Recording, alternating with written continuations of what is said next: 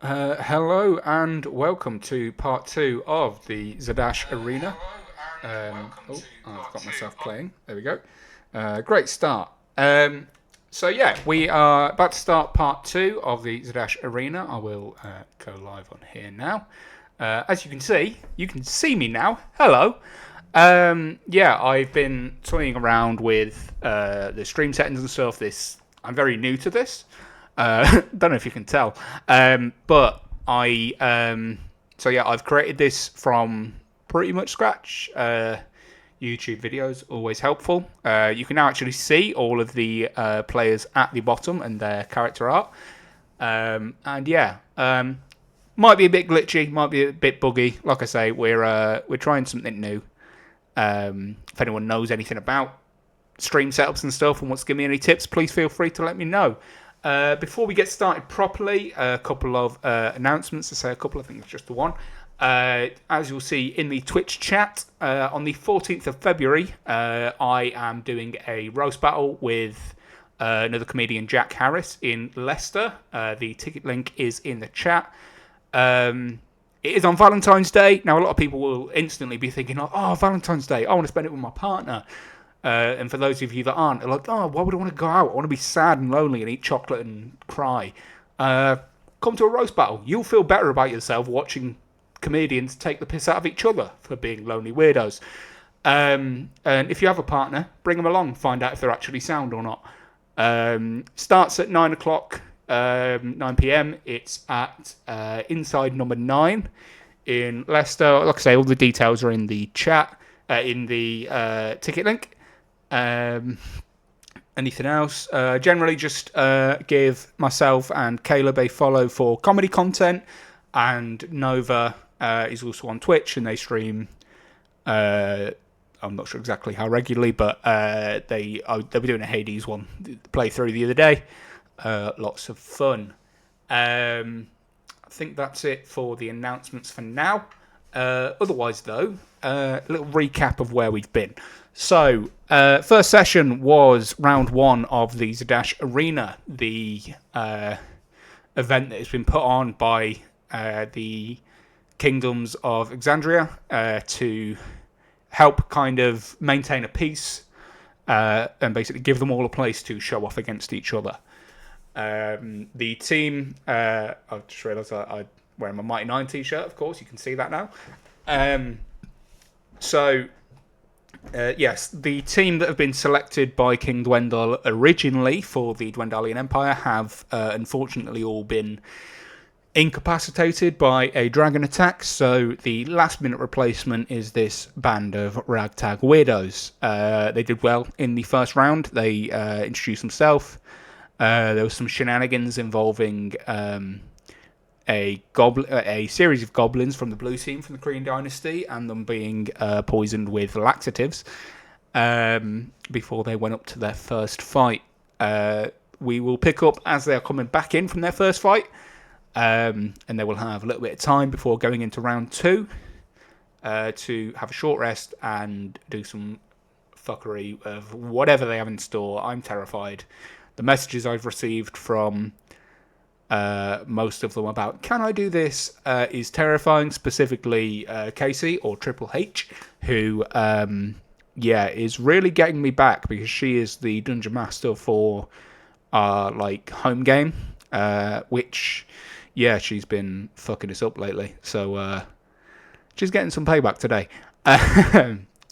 Other than that, though, I think we're about ready to jump in. As always, there's a lot of homebrew rules in this, so the massive D&D nerds that are watching, if you're watching something and go, actually, that rule doesn't work like that, suck your mum. It's my game. I should probably be less aggressive with that, but also the sentiment stands. So like I said, we're doing a few homebrew rules. We're all relatively new at playing D&D. So we're hardly experts. We're just friends having a laugh. I think that's pretty much it. So I will now unmute everybody else, which is going to be terrifying. Hello, everybody. Now everyone else is back in the chat. Hello, everybody. Are we ready to begin? Yeah. Yes. Yeah. Yes. Awesome. Cue awesome intro music that doesn't exist.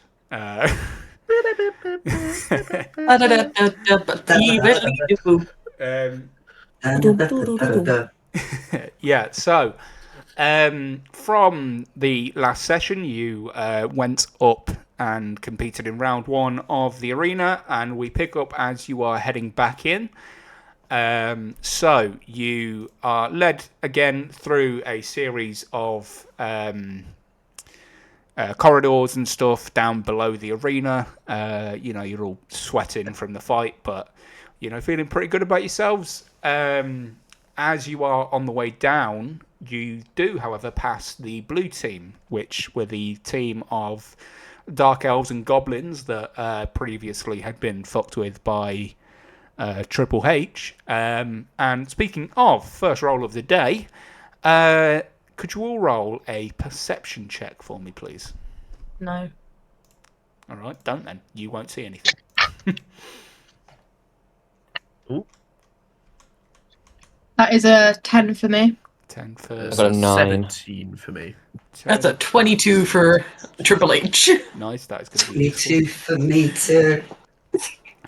Oh, you won't see anything, but I'm guessing you hear something. Well, everyone that rolled over a 15, you're the ones that notice it the most. Half of this team do not look very well. They're sort of clutching their stomachs a little bit. They're looking a bit queasy. And So basically, after you have a dodgy engine. yeah, basically. So they pass by you. You don't get a chance to interact with them because they are sort of swept by the guards as you're being swept down. You only get that brief look to see they're not looking great as they head up to compete in their first round. But as you head down into the underbelly, you are escorted back into your room.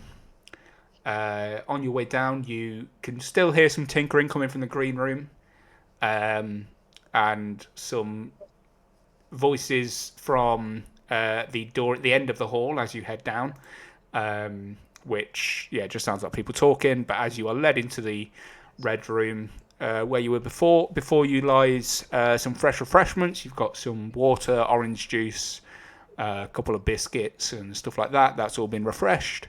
And if you haven't already, feel free to take a short rest.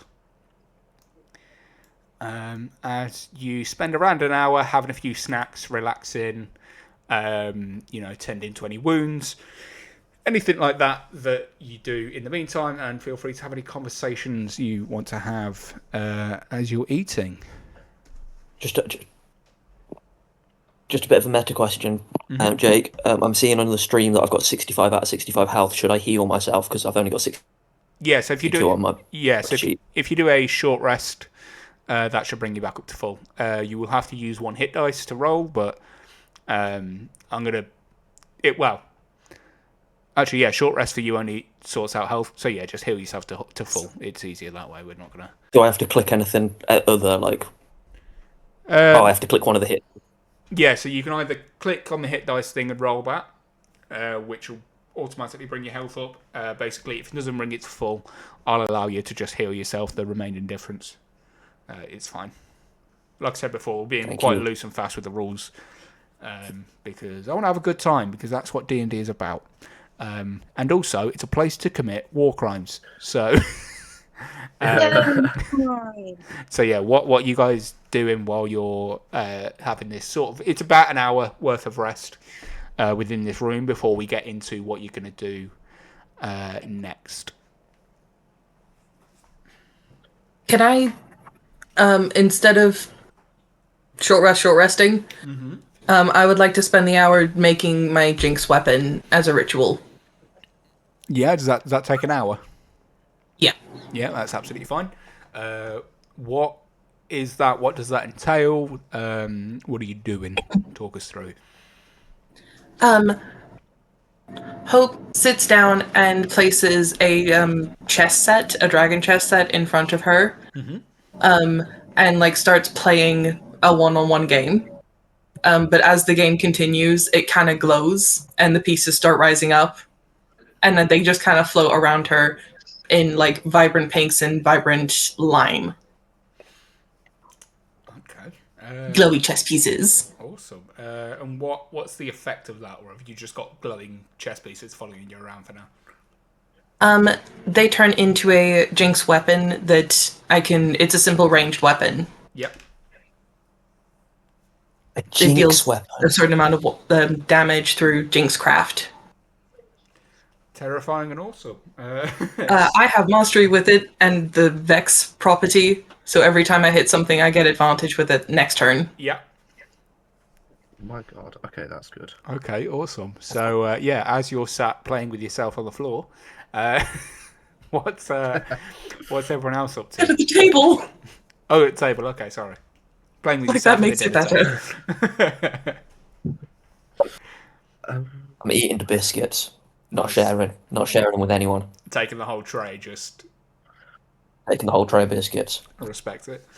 Okay, so can then I roll a sleight of hand check to see if I can steal one of the biscuits? Yeah, go for it. Trooper, roll a sleight of hand. Grimbel, roll perception for me to see if you can catch him in the act. I think. Oh, we rolled the same. We're all the same. You roll the same, then yeah, you spot it. Yeah, both got 12. Yeah. Yeah. So yeah, as you reach, Grimbel spots it. How does Grimbel react? Just a quick slap of the hand. Just like bat away the hand, like Just a slap mom. the hand away. Yeah. Yeah. Awesome. So yeah, you're not able to steal anything from him. You're going to try and appeal So, to Unlucky. his sense of teamwork, or I'm just gonna walk away and start cussing at him in Elvish. okay. Grimbel, you don't speak Elvish, do you? No, I don't think so. Let me check. I don't think you do off the top of my head. Where do I check? If you look on your character sheet, it should be on the left-hand side near the bottom with languages. Yeah. Oh, yeah. No, I don't. No. I speak Dwarvish and Orc, so... Yeah, so yeah, as Trooper walks away, you hear them muttering under their breath in a language you don't understand. I'd say you'd probably recognise it as Elvish, but that's about as much. Ooh. As much. Could as I you pick up. translate it into Dwarvish? Do you speak Elvish and Dwarvish? Yes. Yeah, go for it. She called you a bitch, by the way. And then I'll just look back at my mushroom, just muttering to it. I just look up for 5 seconds, just say that, and then go back to talking to my mushroom. Nice. I respect the fuck out of that. Awesome. We've instantly started, and now we've got inter-party beef. I love it. In response to that, I just lock eyes with Trooper and just eat the biscuit while making eye contact the entire time. Nice. Trooper, are you looking at him at this point, or have you just No. walked off into the corner? No, I have just walked away. I'm not looking in his general vicinity. That's Sorry. fair. I'd say you could I can- feel his eyes burning. Into I the could, back of your head. yeah, I can feel him just like staring at me. Yeah. Absolutely sweet. Yeah. Is there anything else anyone wants to get done while having a short rest? It's okay. I would like to flirt with the guard Jim, who's close by the door. I just want to see if I can get a vibe and just be like, haha, have you seen anything? Any dragons or anything, in the arena? Have you seen anything you maybe shouldn't have seen? And just, get the cleavage out and just kind of bat my eyelashes at them and just see if I can get any information out of them. Okay. That'd be performance. So I have first question is Ferrera genuinely interested in Jim, or is it just pure you're doing it to try Can and you get give a picture information? of Jim? I mean, Ferrera's interested in anyone in that she wants to convert them to the Lord of Light. So I'll say yes, she's genuinely interested, but not maybe the way that Jim would hope. But the way that she's interested, most people assume, oh, she's really interested in me. For me, the way that she's intensely looking at them, but actually she's looking at them like, this person can join the Lord of Light. Yeah, absolutely. In that case, roll a persuasion check. I'll give you advantage because Ferrera's hot and Jim's a horn dog. You ain't nothing but a 80. horn dog. So that was 18 on that. Yeah. Very nice. Yeah, Jim he's fallen right into the palm of your hand. So he's let's see. So he begins telling stories. So what exactly is it you're trying to glean from him actually? I just stroke his arm and say, "Wow, it must be so cool to be working in this arena. You're really strong, handsome guard. Have you seen anything scary? Because I'm so scared about the arena. Have you seen any scary monsters running around? I'm just worried that little old me isn't cut out for it. Is there anything I should be scared of?" Awesome. Yeah. He falls straight into your trap. He's absolutely smitten. He's like sort of like puffing himself up a little bit. And he's like, yeah, it's a hard job. Keeping all these fighters in check, and obviously we've got all the creatures and stuff downstairs. What kind of creatures? What kind of creatures do you keep downstairs? There's so much down there. Like there's like gnolls. There's a few displacer beasts. We've got trolls. We've got some feral goblins down there. Is there anything big and scary? What are the big scary ones? For them to have a god as big and strong as you, there must be something terrifying down there. Yeah, he's fully on board. He's like, yeah, there's this frost troll down there, the frost giant. Sorry, that thing did not want to go in its cage. It tried to reach out, but thankfully with my training and stuff, I was able to subdue it and cram it back into its cage. And he's just like bigging himself up. But he'll tell you anything you want to know. So yeah, he's telling you about giants, trolls, some like bears and stuff that he's claiming that he's wrestled like 3 bears. You see straight through the bollocks of like him embellishing the stories. But yeah, he's like fully down for it. But he's like, he's like, look, if you really want to go and see for yourself, it's that you head down that corridor, take a right, and it'll lead down some stairs. If you leave in about 15 minutes, I can make sure no one's watching. I'm going to thank him and say how strong and handsome he is, and all that jazz. Awesome. And then be like, I'll speak to you later. I just need to chat with my party, and then go and tell the party what I've just been told. As you leave, he slips. He slips into your pocket a key with a small note. That when you get sort of back in and look at the note, it's got an address on it, and you very quickly realise that he's given you his address. Nice. And also the key to the creature storage. Well fucking done. Hell yeah. Nice Strength one. the cleavage. Nice I'm one. going to approach the squad and be like, oh my gosh, guys, the god's so nice. He just gave me this key and told me in 15 minutes that we'll be able to maybe go and sneak and see what creatures they've got. We can go and see what they've got and see what we're going to fight. Awesome. If anyone wants to roll insight to see how much of a slag Ferrera's had to be to get this, I she's will. pouring herself out. I mean, I will. respect the fuck out of Yeah, it. anyone got? I will. I rolled a Anyone got a good 16 insight? on insight. Yeah, you. 21. Awesome. Yeah, I'd say that pretty much all of you see straight through it and are like, yeah, she gives this vibe of being like, I'm just friendly and stuff, but she knows what she's doing. You're very aware of this. Nah, Hope got a 7. Okay, yeah, Hope, you think that she's just like a goddess, that people just give her what she wants. And that she I'm never just does going to anything. say to Ferrera, like, get that bag, girl. You know it, Gwyn. Maps out. Everything for the Lord of Light, baby. Oh, Christ. Okay, then I'm just. Okay, so then, well, if you've got this key down to this storage, it doesn't make sense for all of us to go. Because, like, and if at least 2 of you go, then you can just feedback what they have. So then we can still, like, if for whatever reason a guard does come back, we can just make it seem that you guys are, like, having a nap. So maybe, like, Ferrera- Triple H and Ferrera should go. I'd say at this point you all remember that there's the shop, Pumat Soul, that has been organised by the king. That you want to go to that first before you go do any True. sort of exploration and stuff. But yeah, like finish this conversation. I'm just saying, like, bear in mind that you're going to go do that, then you can go and Explore. cause havoc.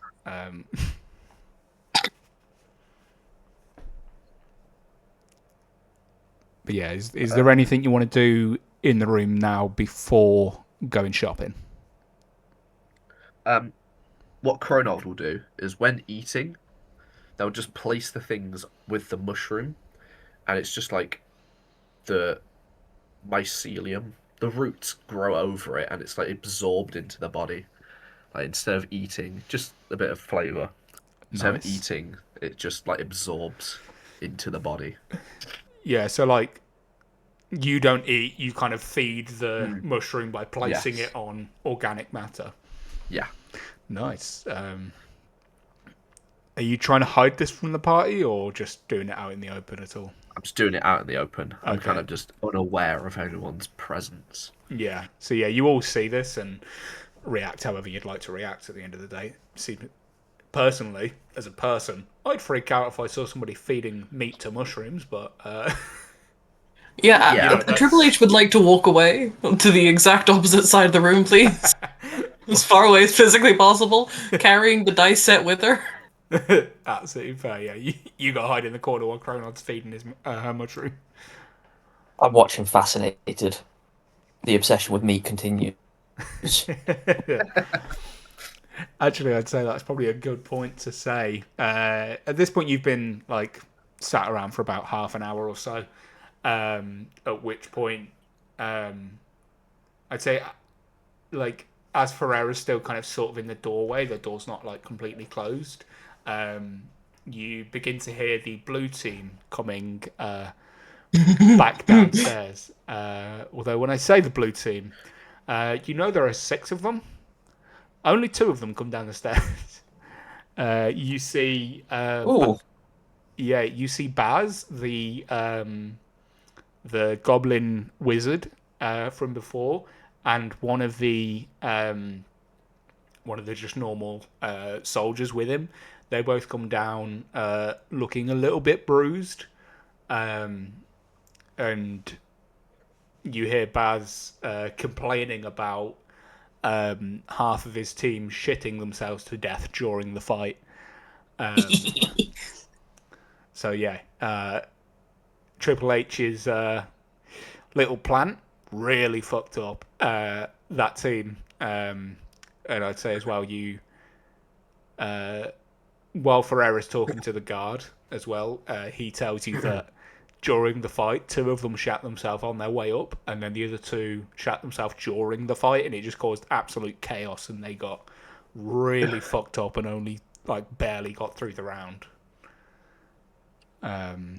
As the green team come out, and you see 6 gnomes walking up the corridor, all like they really look like garden gnomes.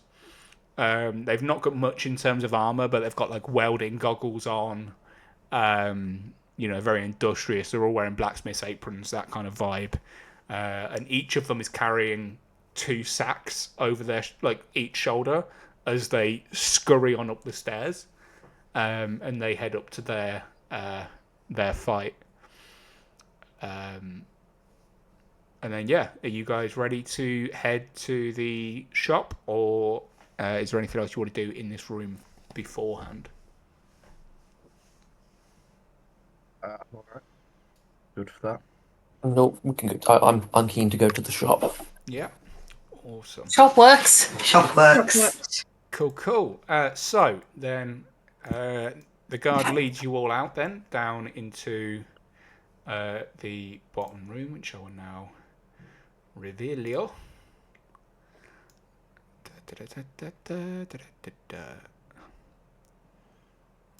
During the short rest, he cleans her weapons and meditates. Yeah, absolutely fair. Feel free to place yourselves wherever within this room.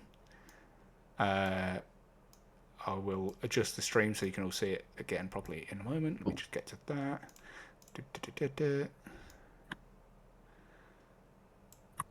I haven't had the map open this entire time. Yeah, I've been looking at it through the stream. Yeah, the map's up. There we go. Yeah, that's easy. So as you entered this room, you see it's a small room. It's about, it makes sense for the size of this room. There's not a lot in it, other than in the corner, you see a Furbolg man stood next to a kind of like, them like the little stalls that people carry around. It's basically a wheelbarrow with shelves. Yeah. Like real traveling merchant kind of thing. He's set up with Oh, one of yeah, those. yeah. In the corner, it's all folded out, and there's a variety of basic provisions, potions, and stuff visible. And those of you that are from this world, roll a history check for me. Pardon? Am I from this world? Yeah, Grimbel is, because I know that a few of you come from outside of this world. Those of you that have spent time in this world, you can roll a history check. Okay. Does he need to roll a history check? A 19. Yes. Yeah, if he rolls one as well, yeah. Keeps it. Lovely. I'm creasing at Gus in boots in the corner. Good name, Jake. Yeah, we'll we'll get to those shortly. I'm going to sweep around the room, but Pumat's the first one you spot. He got 14. Yeah, I got 14. Wonderful. Basically, those of you that got above a 10, I'd say above a 10, There we go. he's fairly well known. You immediately recognise this man as Pumat Sol, which is the owner of the Invulnerable Vagrant, which is a well-known magic shop within Zadash, and they've opened a few stores around in some of the major cities and stuff by now. Anyone that rolled above a 20, because this is the difficult bit, will know that this is not necessarily the original Pumat. As he turns to you, and I'm going to preface this as well by saying I'm about to do a voice. Blame Matt Mercer for the voice. As he goes, "Oh, hey there, how are ya? I'm Pumat too. Pumat Soul couldn't make it down. He was busy dealing with some things, but the king has asked me to provide you with some provisions and potions. So step on up, have a look at what you'd like, and yeah, we'll go from there." Hey, Peter. Yeah, it's that's kind of the vibe. It's a mixture of that and Kronk from the Emperor's. Literally just. They're the same voice actor. Oh, of course, yeah. That's why. Patrick Warburton. That's it. Yeah, so as he kind of beckons you over, we'll get to actually buying stuff from his shop in a moment. As you turn to the rest of the room, and you see 6 figures, all with a yellow ribbon on them somewhere. So you quickly pick up this is the yellow team, as the first of which steps up to you, which is Luke. He is around 4 foot tall, halfling man. Again, I'll stick to the same history rolls as before. So those of you that rolled above a 20 on that last history roll, you will know that you'll instantly recognise Luke as being the son of one of the members of the Mighty Nine.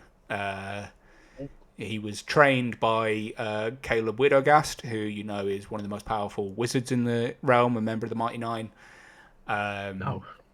etc. And yeah, he's about 4 foot tall. He's got black and green dyed hair. He's like a late teen look. Very patchy facial hair, like he's really trying to grow a beard but just can't. And he's wearing like a leather duster, tight ripped trousers. A similar aesthetic, really, to how Triple H currently looks. Lots of like neon looks that kind of vibe. He steps forward first to speak to you, and very kind of snobby, like way of speaking. He's just like, "Oh, okay, I see that you're the bunch that Dwendal managed to pull out of his arse. Looks like you won't be any worry." And looks Ferrera specifically up and down and just kind of scoffs a little bit. You don't know why he doesn't like you, but he just has an issue with you for some reason. As he gestures behind him to the rest of the group and says, "We're from the Menagerie Coast. Don't worry about us too much. We won't be seeing each other much after your next round, because I saw how you all fought in that first round. It was horrific.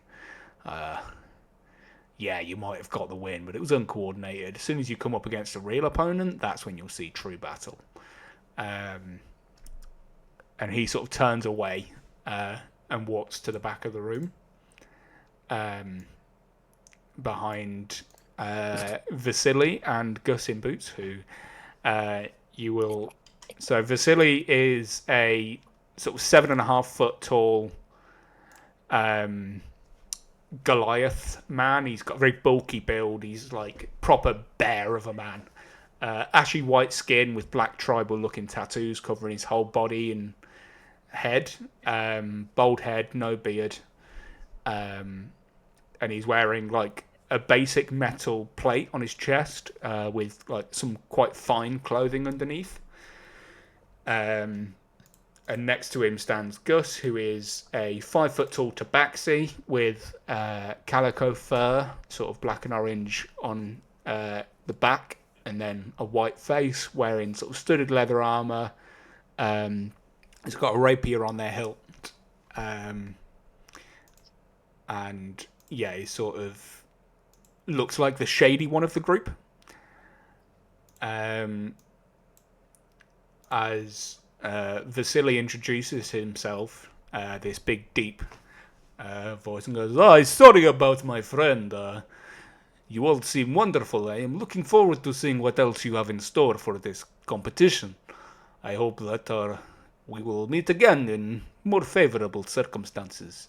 As you see between his fingers, he's sort of conjuring small amounts of black smoke. As Gus just sort of leans against the wall, picking it like at his claws with a knife, just like getting the dirt from underneath and stuff. Next across, you see Azariel, who is a 7 foot tall ASMR woman. The note that I've got on her appearance is hot muscle mummy look. Okay. Just absolutely shredded. She's wearing like lots of furs and stuff, but also like she's wearing like a cloak over her shoulders, but then on her top underneath that is wearing just like a cloth wrap over her chest, showing like fucking shredded abs. And then the whole look, she's got like black cyber sigilism tattoos, looks very cool goth. Same ashy white skin, long black hair. As she stood with her arm over a 5 foot tall tiefling. She's 5'4", wearing a chain shirt over a pink and red dress. This is Harley. She is clearly dating Azariel. And she is just the most excited little creature. Who is just like looking at you all and whispering to Azariel, trying to like conspiracy theories about where you've come from and whatnot. And then in the corner, you see the Turtle, who is the nameless one on the screen, who is essentially all of the Teenage Mutant Ninja Turtles rolled into one. He's like 6.5 foot tall, wearing kind of looks like monk's robes over the top, but he is also the most heavily armed person you've seen. He's got 2 long swords over his back. He's got blades on his bracers. a series of daggers over a bandolier, and is leaning on a bow staff that is like studded with metal, just sort of leaning on that, looking to be in a sort of meditative state, as he just does not even react to you all. So what would you all like to do in this moment? Is there any conversations you want to have with the yellow team, or do you just want to go straight into the shop? I'd like to approach the nameless one. Okay, as you walk up, I want to get a vibe from him. I want to see what sort of vibe he is. So I'm going to approach the nameless one and ask him his name. He does not react in the slightest. At which point Harley actually like pops up into your ear, like grabs onto your shoulder and sort of pulls you in. He's like, yeah, he doesn't actually have a name. I've known him for years and I've been asking that and I've never heard anything. We just call him the Nameless One. He won't really tell you a lot about him, but I'm Harley. And thrusts her hand out in front to shake your hand, and like just grabs it and shakes it. You don't have a choice in this. You're shaking this ball of energy's hand. And she goes, "What's your name?" Grimbel. Goes, "Wow, Grimbel, where are you from?"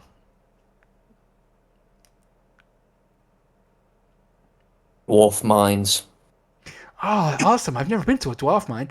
I'm from Portobello. This is my first time really out of the Menagerie Coast. It's cool being here with my friends and stuff. This is my partner, Zariel, and she just kind of gives you a little nod. That is kind of half a nod to say hello and half being like, yeah, she's a lot, deal with it. As she's just like barraging you with questions about where you're from, what were you mining, what sort of people were there, what brings you here, what's your dealing with the king. She's just like firing questions at you too fast for you to answer any of them.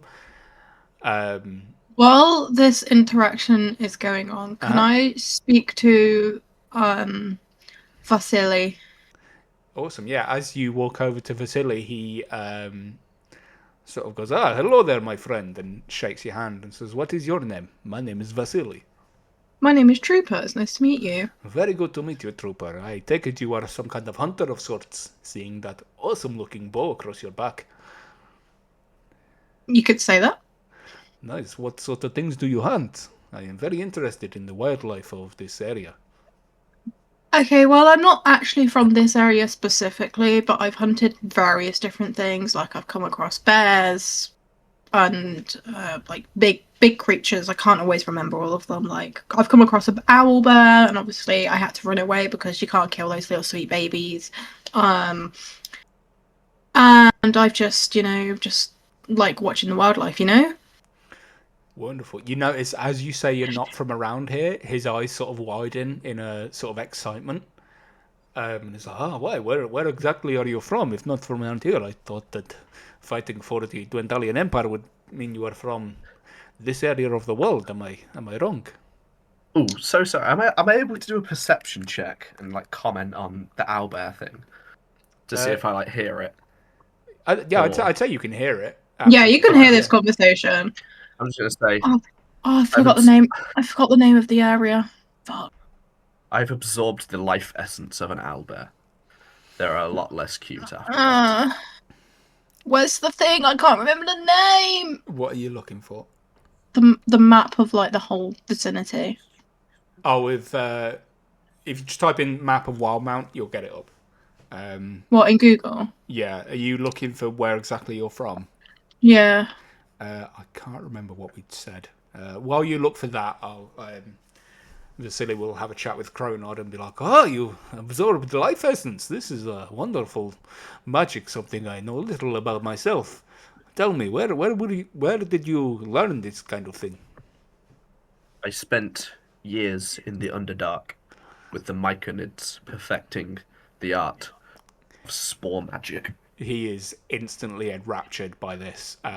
Sort of wraps an arm around you and sort of leads you over to the corner. He's like, please tell me more. This is an area I am yet to experience myself. I've heard many good things about the Myconids and everything that goes on in the Underdark, but unfortunately, my studies have left me too busy to do any field work within the area. And yeah, as he sort of leads you into the corner to chat more about this. I've generally forgot what it was. I'll warn him not to put his hand too close to mine, otherwise I might end up killing him accidentally. So just be careful of the hand, friend. At which point he jumps into a big laugh and he's like, "Do not worry, my friend. I understand dealing with strange and wonderful creatures and plants and such. I have dealt with death many a time. These say it is my specialty, but I will heed your warning. Do not worry." As he just continues to ask you questions, and again, he's just enraptured by a part of the world that he knows very little about. I'm just gonna tell him the Myconids are this. As you go deeper into the Underdark, the song they sing can be heard louder and louder, and it is the most beautiful thing you would ever hear. Oh wow, I would be very intrigued to hear more about this.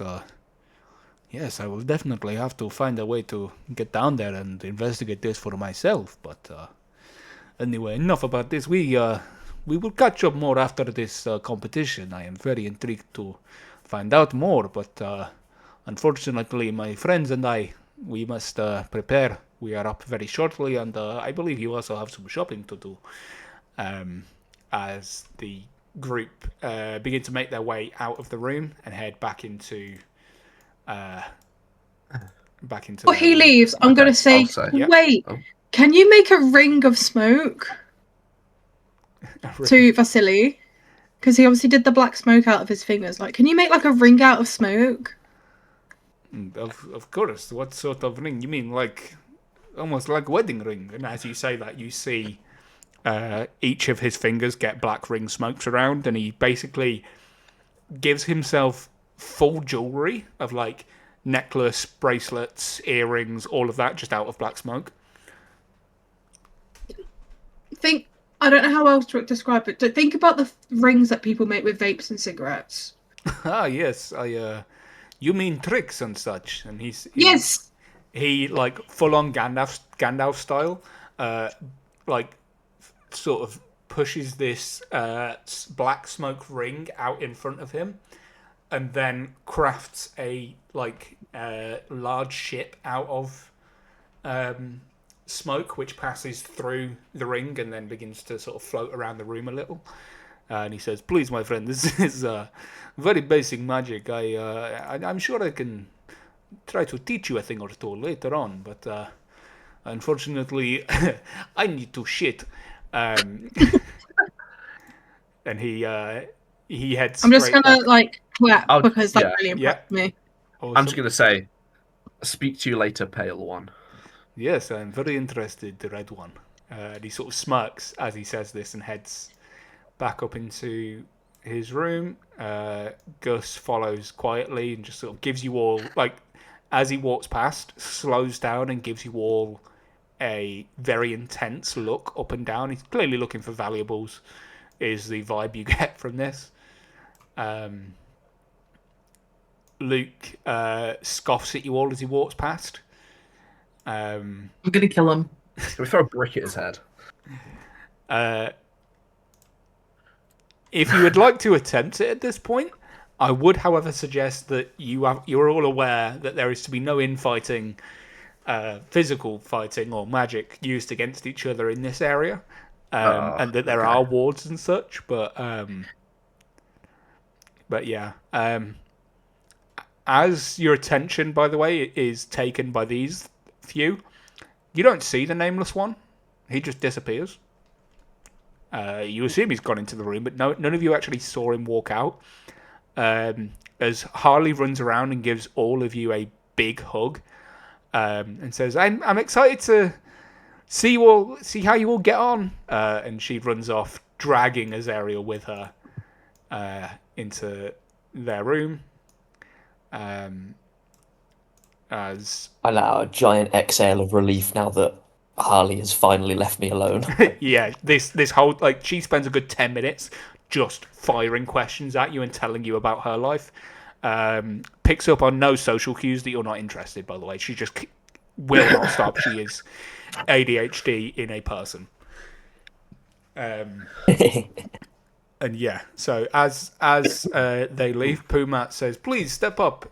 Hang on, that's not Pumat's way. Please, step up and see what you'd like to buy. As he shows you a variety of potions. So potions that are available. There is standard potions of healing. They're all 50 gold pieces each. A potion of animal friendship, which is 200. He only has one of those. He has 5 potions of greater healing, all for 150 gold each.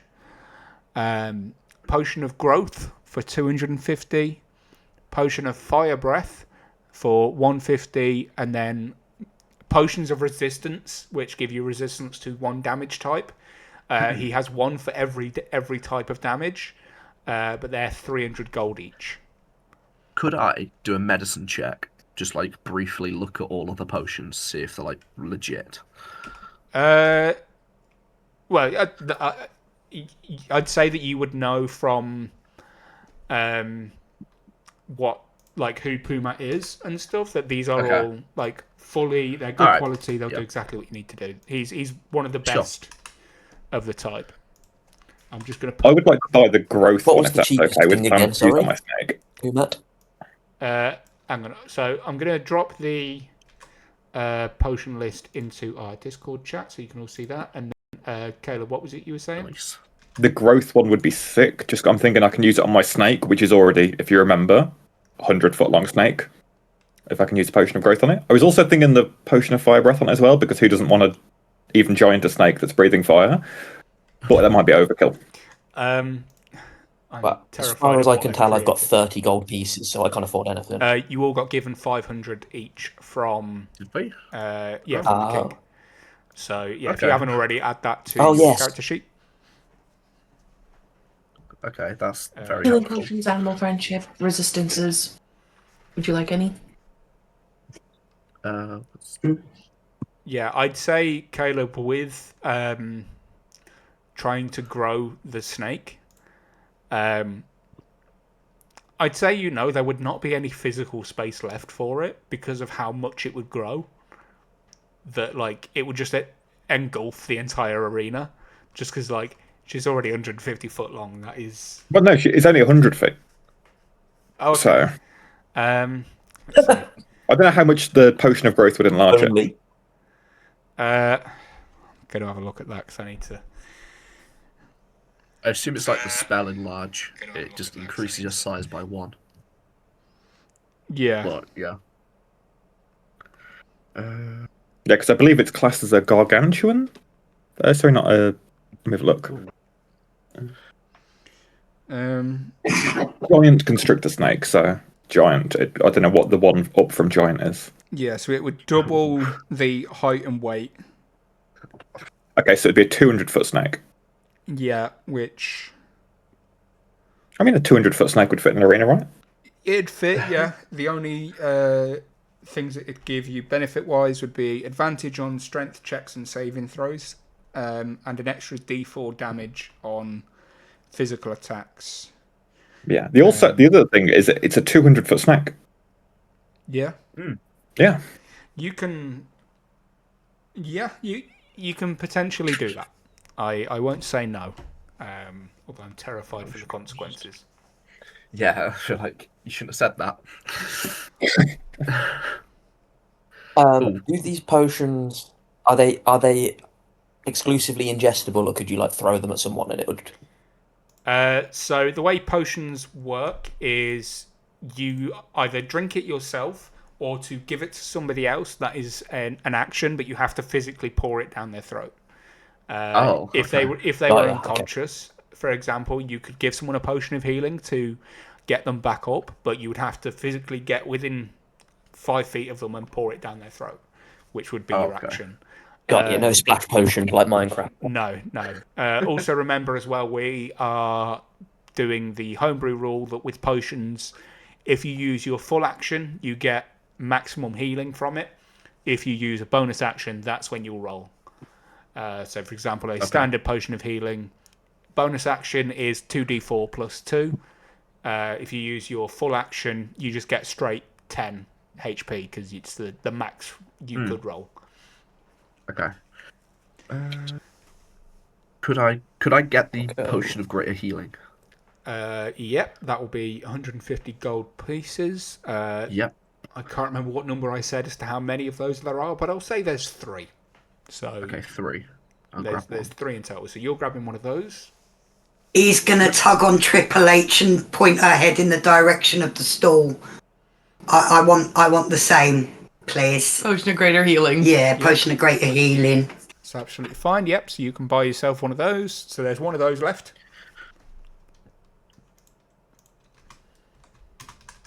I will also buy a potion of greater healing, please. Okay, so that's all of those gone. Caleb, did you say you're going to buy the potion of growth? Unless anybody else wants it. I'm happy to chuck some money towards someone if they want to buy a couple of other things as well. That's fine. Mm-hmm. Oh, ditto. Yeah. Take the potion of growth, Caleb. I think the 200-foot snake could come in handy. Yeah, I checked my notes and I did say last session that it was 75 feet. It was up to 100 feet, I could say, but I said 75 feet, Okay. so it was double to 150, so it's a bit more manageable. Yeah, that's fine. That's fine. Does anyone want the potion of fire breath? I don't get in mechanical close fire range. breath. I don't get in close enough range for that. I So would there's no point for me.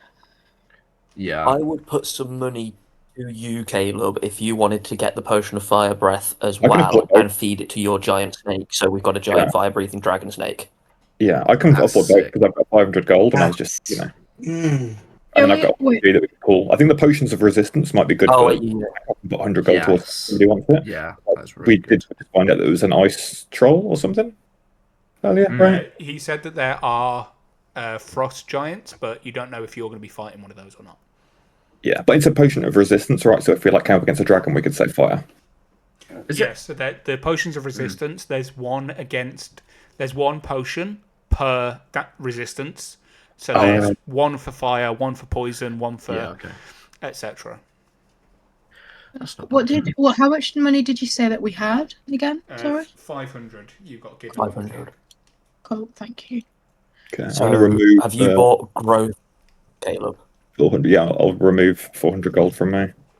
The gold Sorry, I and keep calling you Caleb. You're not Caleb Ferrera. My bad. Ferrera? Yeah, That's I'll fine. get the growth. And the fire breath, because I can afford both. I've got 115 gold left if anyone wants. And then let me add the. Wait, what did you buy? The potion of growth and the potion of fire. Got ya. Okay. So you got what? 100 left. 115, because I had 15 come in. Yeah. Ah, yeah. Yeah. I guess I'll just buy Potion of Resistance for Frost based on the fact that we might be against a Frost Troll and deep it just in case. Yep, that's fine. So that leaves me with 200, I think. Yeah.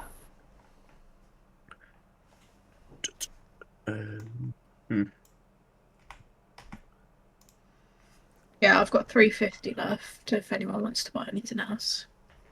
Yeah, I've got money left. Can we go back to the shop after I'm good. the round? Yeah, you will know that the shop he's there for the entire length of it. Okay. So yeah, you will have a chance to come back between this fight and the next one. So yeah, don't worry about buying all of it right now. Yeah. But yeah, that's where we're at.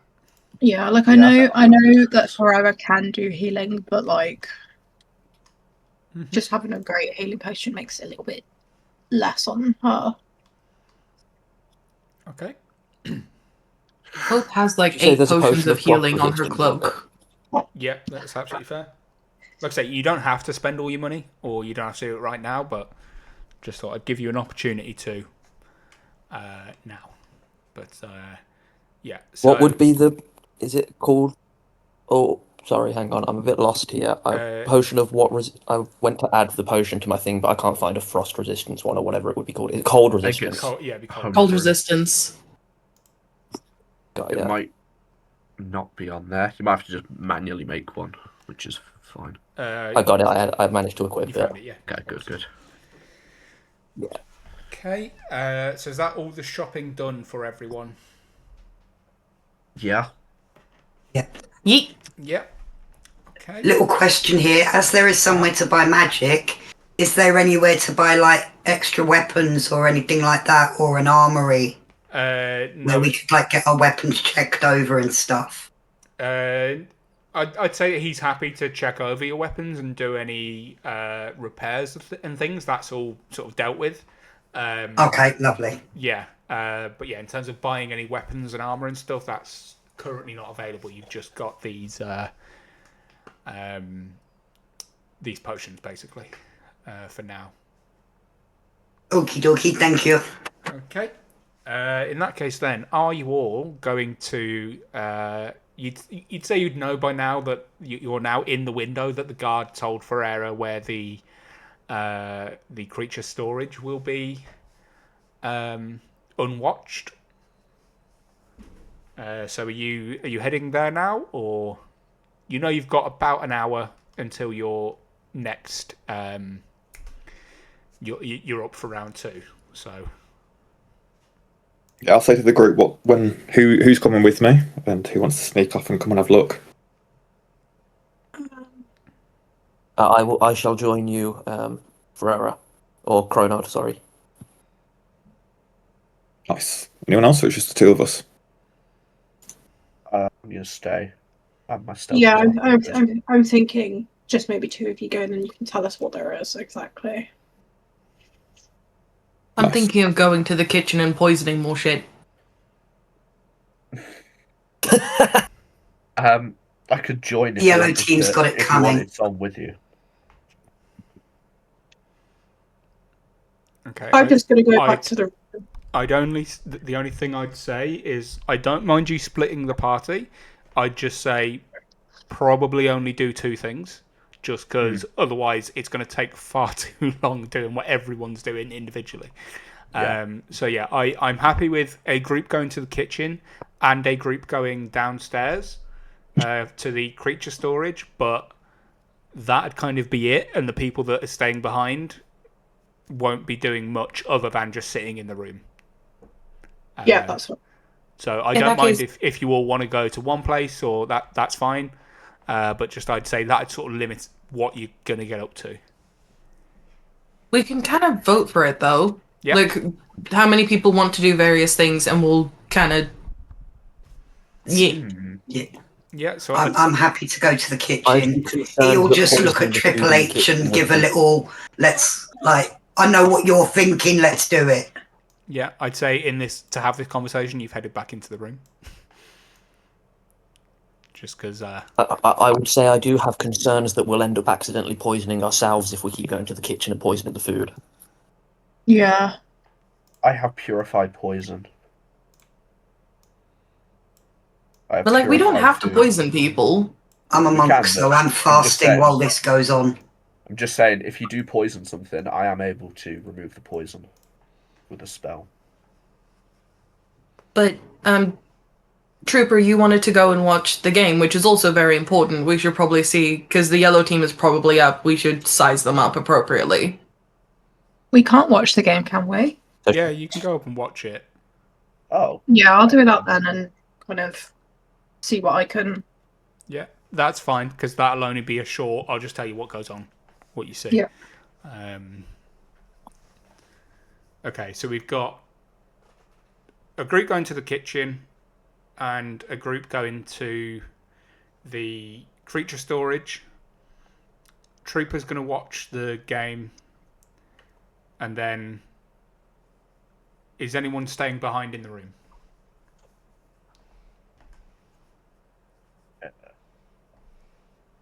So who's going where? Yeah, who's Go to the going where? kitchen. What's happening? So yes, we'll do it. I'm gonna go. I'm gonna go to the So first off, who's creature storage. yeah? So who's going to the kitchen first? Me. Hope and E so far. Hope, E, and Kronod. Did you say you're going there as well? Yeah, that's... Yeah. Yeah. And then Ferrera and Grimbel, you're going to the creature storage, yeah? Okay. And then Mega. Trooper, you're going to go watch Ferrera. the game. Yeah. Okay. Go on, Grimbel. What were you saying? Let's go. I was just going to ask Ferrera like whether she was like good at like identifying creatures and stuff like that. I know dragon, if it is firing fire at me. That'll do. Absolutely fair. Okay, we will go. We'll go to the kitchen first. I don't think I've got a map for the kitchen, but that's fine. No. So yeah, those of you that are going to the kitchen, you head down the corridors. You follow the smells that are coming towards you, and down this corridor you see a large oak door with a single guard stood outside, sort of guarding that door. And as you approach, he sort of puts his hand up and asks, "What is your business here? Please stay away from the kitchen. If you're fighters, please stay in your room. Let some of the wait staff know, and they will provide you with any more food you require." Before we like fully approach, can I use prestidigitation to change our armbands to a different color? Yeah, I'll allow you to do that. Yeah, because I suppose it'd be a magical mark to change it to a different color. What color are you changing it to? Green. Changing it to green. So an elf, a dwarf, and a tiefling are trying to pass themselves off as gnomes. No, never mind, then yellow. Yeah. Sorry. I Even thought it was just gnomes. Yeah, that's absolutely fine. Yeah, so you change the three of yours to yellow. That's absolutely fine. But yeah, you still just approaching straight up, or are you trying to? I'd say trying to hide. There's no way to hide. It's a corridor. There's no doors, outcroppings, anything like that. But yeah. No, not trying to hide. Going very clearly, we semi-disguised ourselves. Yeah, that's absolutely fine. So yeah, as you approach, he says, "Please, if you are after any more food or anything, just let one of the guards know. He'll send a servant. But please, no unauthorized entry past this point." Oh, no. Absolutely fine. I was just wondering, we would like to request a specific tea to be brought to us. I just wanted to like bring you some of the herb that we would like the tea made out of. Oh, I understand that is there's definitely something we can accommodate for. My wife is a tea drinker, so I understand there is a whole process to this. Personally, just have it black with 5 sugars. That's how tea should be. But yes, of course, I can pass this on.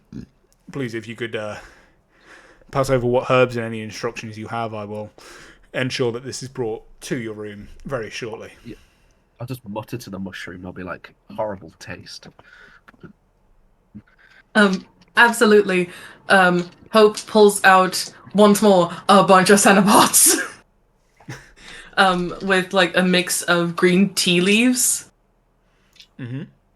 And gives instructions of, yes, please prepare a teapot, leave it to steep between 3 and 5 minutes, remove all the contents and dump them, and then please bring it to our room.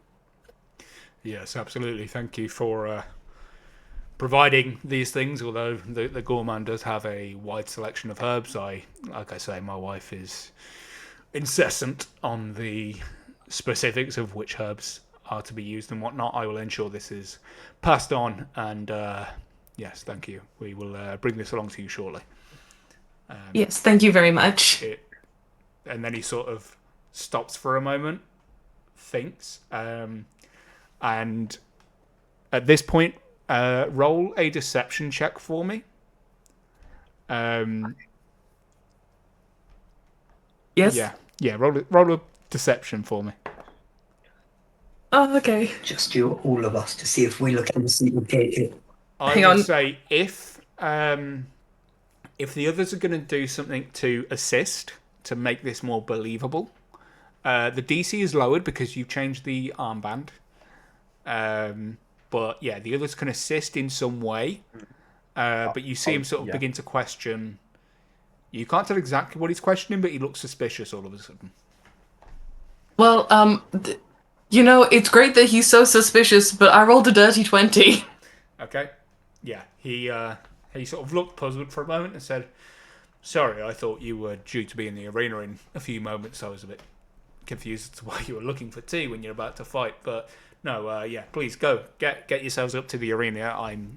I know you guys are about to head up and begin your fight. The tea will be prepared and will be there by the time you return. Thank you." And he waits for you to leave before taking the herbs in. Hope would like to flip her hair in the snobby way of that previous fucker, Luke.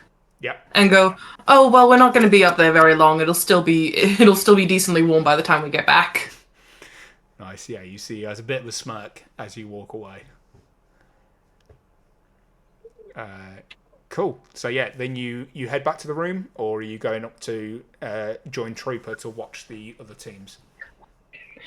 We would like Ian and Hope will go and watch and drag Kronod with us. Absolutely fine. Awesome. Cool. So while Avoiding the mushroom hand.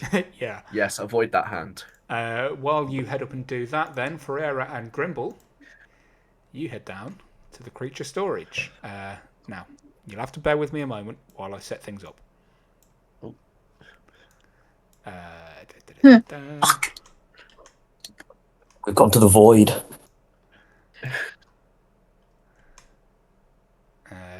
There and there. So we've got Grimbel and Ferrera. Was it? No. Yeah. Yeah, Grimbel and Ferrera, yeah. Yep. Sorry, it has been a long day. So you head down the stairs and then opening up in front of you is another door which you use the key to get yourself through, where you look forward and see a long ass corridor to the one side, and on the other you see you've entered a large warehouse type space with lots of crates of, I say crates, they're more like giant cages of various sizes that you can see from where you are. And then as you enter the room a little more, I will put you just inside the room here. Oh, real quick. I'm looking on Twitch. It's not actually gotten rid of the fog of war, which is really weird. Yeah, that's fine. Bear with. I shall do that. Yeah. Oh, perfect. Has that worked? Yes, yeah. Awesome. Yeah, I just have to shift into that view for it to update. So yeah. Got it. Cheers for letting me know about that. So yeah, you enter into this room, then you see a little more in the sort of as the corridor passes down to your right. You look down and see two guards that are too far away to spot you. As you see, they're just sort of facing each other. You see into you see a little further up this way, and see there is a break in that. There's a gap between two of the areas of cages to see down. It looks like a small corridor of sorts, and you can see really only into the closest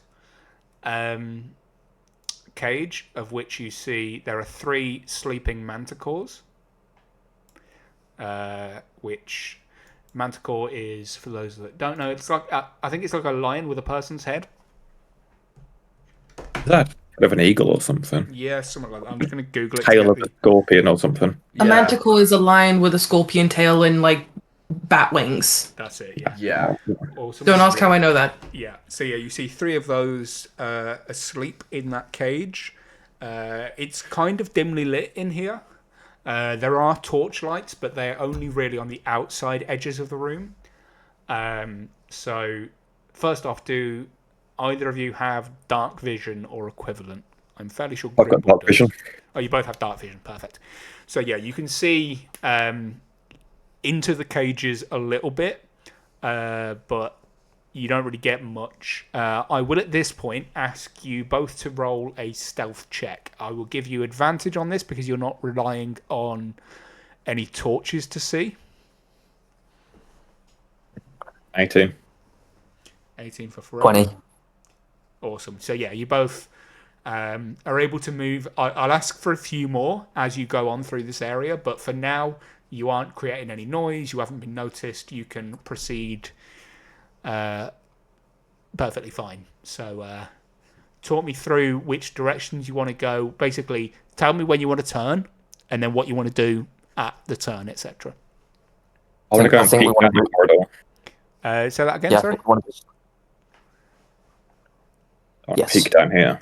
Yeah, that's fine. Yes, I agree. So, yeah, I follow with you. As you head down, then you see to your left as you're heading down the corridor are the large steps that you know head up into the arena. So this is where they would likely take the creatures up. A little bit further down, you see two more guards. That again, both facing each other. They haven't noticed your approach. You pass along this cage here, which you can tell is massive. But I will adjust the I also thought that said guard syphilis, not Phyllis. No. Yeah, again, the guards, I've tried to give them all random names. Again, any relation to any persons living or dead is pure coincidence. Bro was looking for a guard name and came up with Phyllis. Look, we tried some shit. Yeah. Is that Deborah as well? Yeah, you got Phyllis, Deborah, Hinek, and Saz Rosa so far. Oh, didn't mean to move the guard. Yeah, but they're not guards, they're lunch ladies. Look, they have to double up. Times are hard. The kids are out of school, so they needed weekend work. In this room, however, you see 3 trolls that are chained up and have bags over their heads. And then, yeah, in the other cage, you see the edges of something, but you can't really tell what it is at this point. It's too covered. And yeah, you see down this corridor, it carries on straight for a bit. Then there is another fork, but otherwise it carries straight on.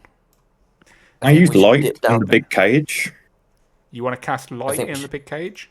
Just not enough to alert the guards, but just enough to kind of clear the fog of war in the big cage. I just want to be able to see what's concealed. Just before I do that, tell me what the description of the spell light does. You touch one or large smaller object that isn't being worn or carried by someone else till the spell ends. The object sheds bright light in a 20-foot radius, dim light for an additional 20 feet. The light can be coloured as you like. Covering the object with something opaque blocks the light. The spell ends if you cast it again. Okay. So yeah, you can cast it on like a rock on the floor. And yeah, I cast like a rock and then throw it. Yeah. You see a frost worm. So a giant sort of worm-like creature that is coiled up. It doesn't react to the light, but you can see that it is sort of it's breathing, it's alive. You don't know if it's sleeping or just isn't reacting. But I'd say that's all you can see at this point. So yeah, are you heading down the corridor? Corridor now, I think. Yeah, down the corridor. Position yourselves. Stop here, I think. Stop at the fork. Yep. So yeah, as you pass down further, I'd say you can see straight into this one that there's nothing in there. Nothing in there. That's probably where the whatchamacallit was. The stuff that we killed. Yeah. Goblins and stuff. And in this one, there is a couple of sleeping owlbears. If you'd know that they are a male and a female pair. And then a little further down, you can see that the path then forks again off to the one side, off to your left, or carries straight on again. I'd like to just... are the owlbears asleep? Yeah. Okay. Yeah, they're either Just go down asleep then. or don't seem to react to your presence. Okie doke. I was going to try and approach an owlbear and see if I could ingratiate myself to it so that when it came out to fight us, if it did, it might not. Potentially. I understand what you're trying. Do you want to try and wake it up? Oh, a waking up and sleeping owlbear, I think that's not going to ingratiate myself to it.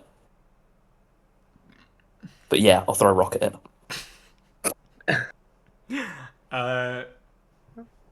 While he's doing that, I'm going to continue to explore a little further south. I'd say as you reach this fork and peek down it, we'll get back to what Grimbel's doing in a sec. You see there is a guard that stood down this way, but you also see through that this heads back to further. I'd say you can figure out that there is that links up with the outer sort of path. There's one cage we don't know what's, or maybe two. But yeah, you see there is a guard stood there, guard Adabola, and he's just sort of leaning against the wall. We'll say he's reading a book, why not? But yeah, in the meantime though, I'll tuck you just around there, Ferrera.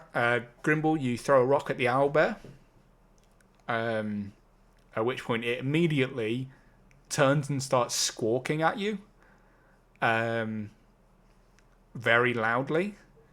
I will now roll to see if Adabola notices. Got syphilis and Ebola. Right. Adabola. Oh. Fuck's sake. Yeah, you... somehow Adabola does not notice the owlbear squawking or just assumes it's just being a loud, annoying owlbear. But yeah, now both owlbears are stood, like, sort of, like, aggressively posturing themselves against you. They seem pissed off. Do you want to do anything further, or would you like to carry on? I'm going to present it with some of the biscuits I stole earlier in an attempt to ingratiate myself to it. Okay. Talk me through exactly how you do that. I'm assuming you have them in a bag of sorts. First off, are you just grabbing a handful out of the bag, or are you giving the whole bag? I'm like providing the bag. I think that beak might bite off my hand otherwise. Yeah. So are you putting your hand through the gate, or are you just throwing it through? How are you doing this? I'm going to slowly put the hand through while keeping a very, very close eye on the owlbear. In the same way that you feed a horse. That sort of vibe. Yeah, roll a dexterity check. A dexterity check.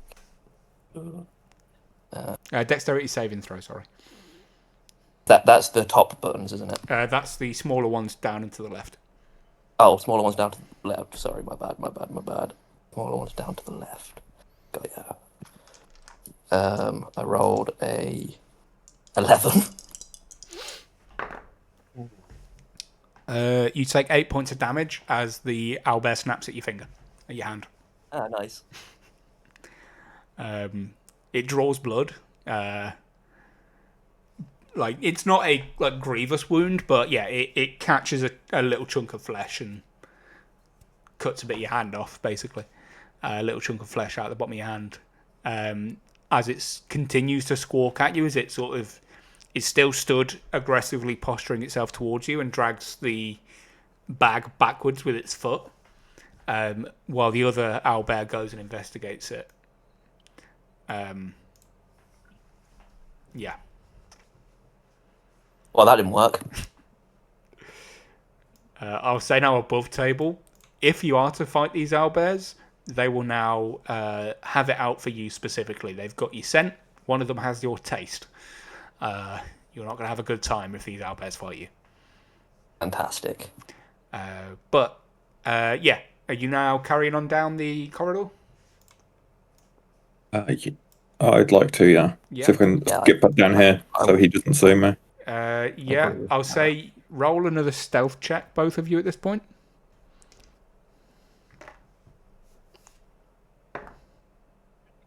12.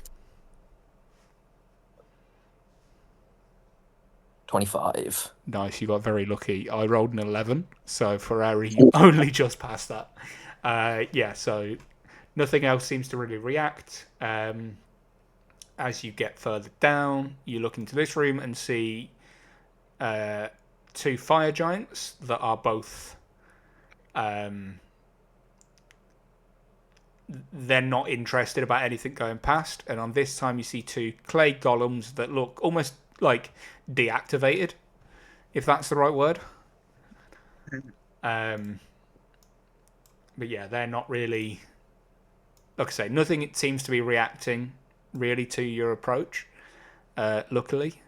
But yeah, you see this path continue down this way, and this one, I'd say from now you can see all the way down to see this corridor sort of continues all the way through to the end wall. And I'd say at this point you get an idea that there is an outer like corridor that passes around like you saw at the top. I think we should dip down towards the bottom, but like stop on the corner just in case there's guards. Once we've seen the fire giants, I'm going to pull out my little holy symbol and I'm just going to whisper a prayer, just in awe of the fire giant's presence, and thinking it's a good omen from the Lord of Light. Yeah, absolutely. And then continue down. Yeah. I won't make you do any rolls for that because you can't really see. You're doing it quietly. As you pass this corner, you see that it continues down, and there is that corridor then turns. I'd say you can see into the cage directly ahead, and you can see a deep growth, which is basically like a yak, basically, just like a large furry cow with horns. And inside this cage, you can see 2 coiled up ash snakes. Ah, we've got some competition. Ignore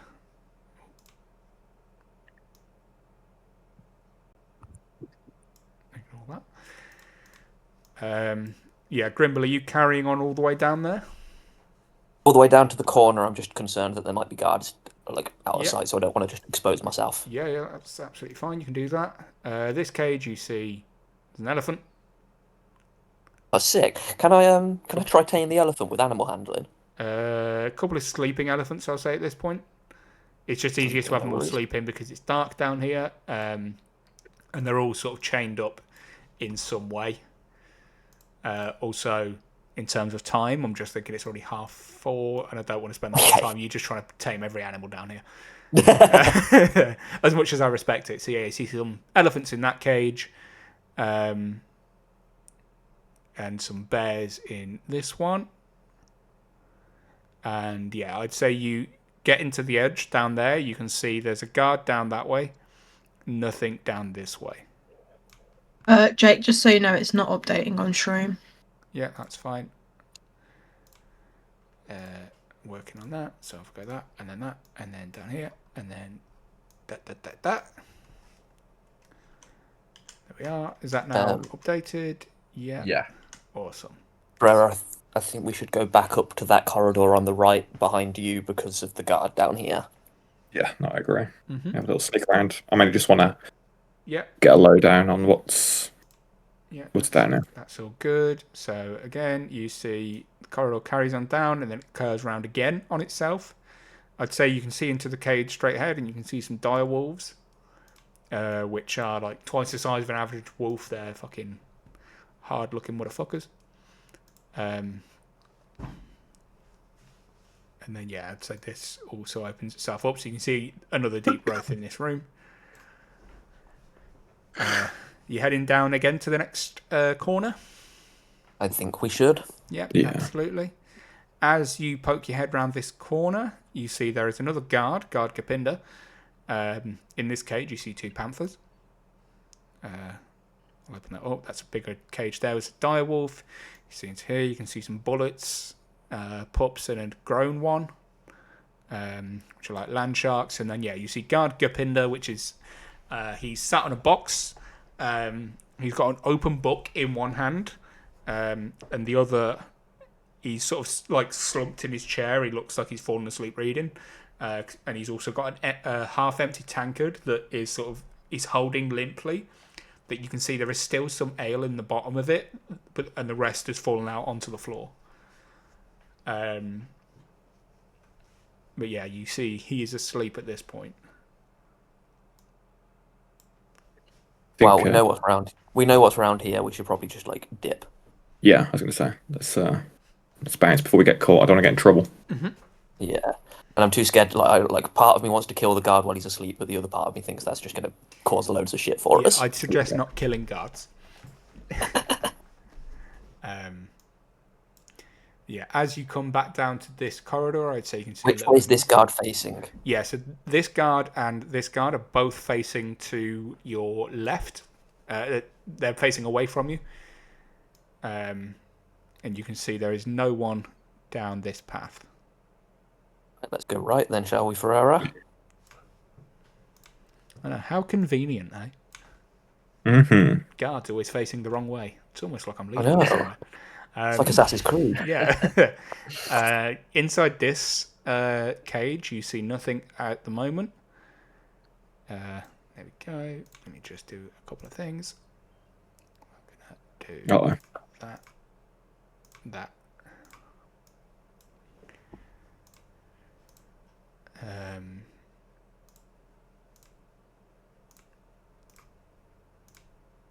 Bear with just one moment. Yeah, I'd also say you saw into this cage here as you walked past it up above, and didn't see anything in there. Dog. And yeah, and this one here, you can see it's quite a long cage, I could say, because there's nothing really to block your view. You can see through most of it. It's a very long cage, but there's nothing in there. And get to the corner and as you approach this corner, nothing there. Keep walking up the corridor then, shall we, Ferrera? Yeah. Okay, hold on.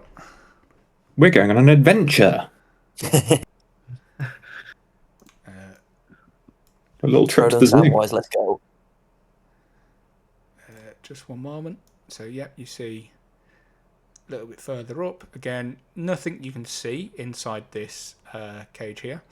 Straight ahead, you can see there is a guard past this it opens up a little to the side. And the one guard you can see ahead, she is facing to the north. She's facing the other way. Pop around the corner then, I think. Around, yeah. Yeah. So as you pop around that corner, you see it opens up a little here like so. You can see this is where it slightly changes because the room straight ahead of you, you can see this is an actual room rather than a cage. And I haven't done a door, but there's a door there. Interesting. So, yeah, you don't know the purpose of this room for the time being, but yeah, this is what you can see at the moment. Is the door locked? You're going to head up to it and have a look? I'm going to check if the door's locked. Yeah, so I'll put you there. Roll an investigation check for me. 7. You try the handle, but it doesn't seem to open. Okay. You feel as if it might be stuck and might just need a bit of a shove to get it open. My guidance is roll. Yeah, you can cast guidance. So It's a D4, right? yeah, 4. So it goes so to yeah, adds on 7. 4. So yeah, you with that, yeah, you can see that the door is unlocked. It's just a bit stiff. Needs a bit of a shove through. Are we shoving through Ferrera, or are we risking it? I'm not sure what if there's guards inside. I don't want to get in trouble. If we get in trouble, my concern. But you could just whack your baps out. my baps are always out. Last time. I know, but I don't want people to think that I'm a criminal or naughty. I want to be in the good graces of this new kingdom I found myself in. I think we should leave the door and inform the team about it. Yeah, I think we've already learned a lot about what we might be facing. Yeah, there's something weird going on in there, and I feel like it could be a problem for us if we just go in there on our own. Yeah. I'd say actually at this point you get to see into this room as well, and you see 4 deactivated stone golems. Just so you've got enough information. Yeah. Okay. Do me a favour and roll one last stealth check for me.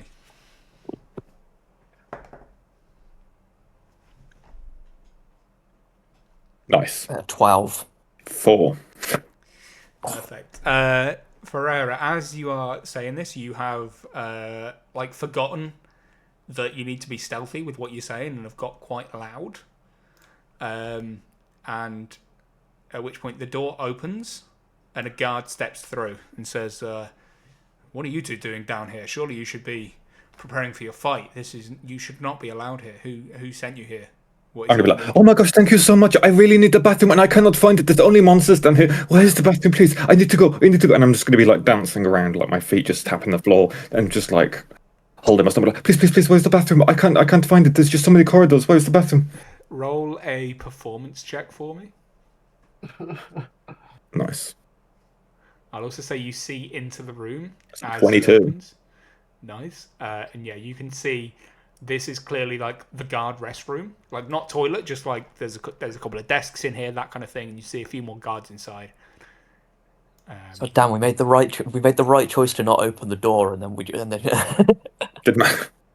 It didn't matter anyway. It was a 22, by the way. Yeah, awesome. He goes, you've really gotten lost if you've gotten this far without finding the toilet. But yes, of course, let me show you where it is. And he will then lead you back out to just outside the creature storage. He leads you into a sort of bathroom. On the way, feel free to ask him any questions and such that you would require. But yeah, we'll say that's it for this room for now. I'm going to go back to the underbelly thing because that's where you'll end up back again shortly. But yeah, that will be where on the way back. Yeah, do you have any questions for him, or are you just letting him lead you to the bathroom? I'd probably just probe about the monsters and just try and glean any information I can. But, oh my gosh, you must be so scared down here with all the monsters. Are there any, there's already so many devils down here. Are there anything even worse? At which point he'll sort of smile and say, "No, don't worry. This is where we keep the worst of things, and only a select few of them are going to be used in this competition. A lot of these are reserved for more violent displays. As you know, there are some people that request a trial by combat for crimes. So we have some particularly nasty creatures kept down here for those that the king doesn't see favourably, shall we say. But don't worry, I can only tell you about your next fight. The final fight is being hidden from all of us. But yes, your next fight shouldn't be too bad.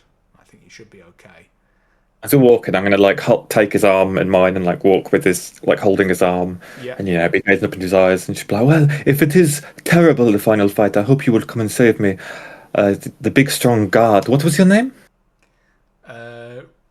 Roll a persuasion check for me. This is my wheelhouse, mate. Watch this nat 20 coming. I'll give you I'll give you an advantage on it because he fully believes you up to this point. So yeah, that's a 15. 15, okay. He says, Don't worry. I'm sure you can handle a few gnolls to begin with, but yes, of course. If I see you're in any real danger, there's plenty of people here looking to help save you from anything that gets too bad down there. But yes, I'll do what I can to assist. I give him a kiss on the cheek as we get, and be like, by the way, you take me back to the room. I need to piss. Where's the bathroom? Yeah. He stops off on the bathroom on the way, which is basically just at the end of the corridor, like sort of just above the underbelly room. So he's. Mm-hmm. It's only that you rolled so well that he's not like, how did you not find it? It's fucking there. But yeah. But yeah. As you then. Once we're back, then I'll drop the info and let everyone in the party know. Yep. All the monsters we saw.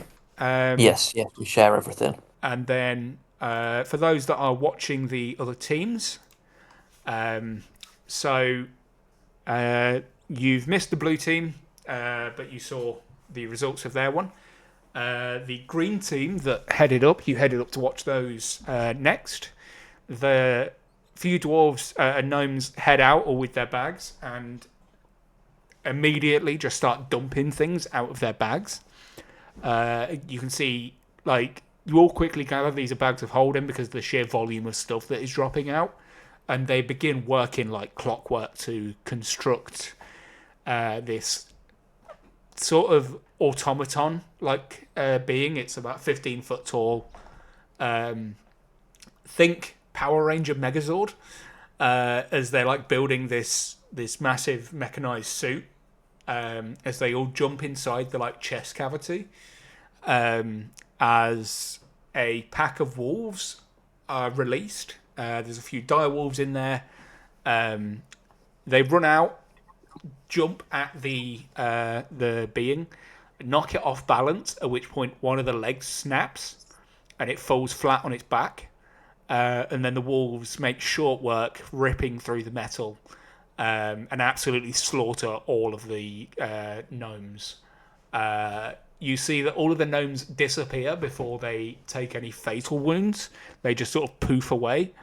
The wolves look a little confused for a moment before jumping onto the next one. And yeah, you get the impression that they were relying on this this like mech suit to save them, and somebody did something wrong along the way, and it failed very quickly, and they are out of the competition.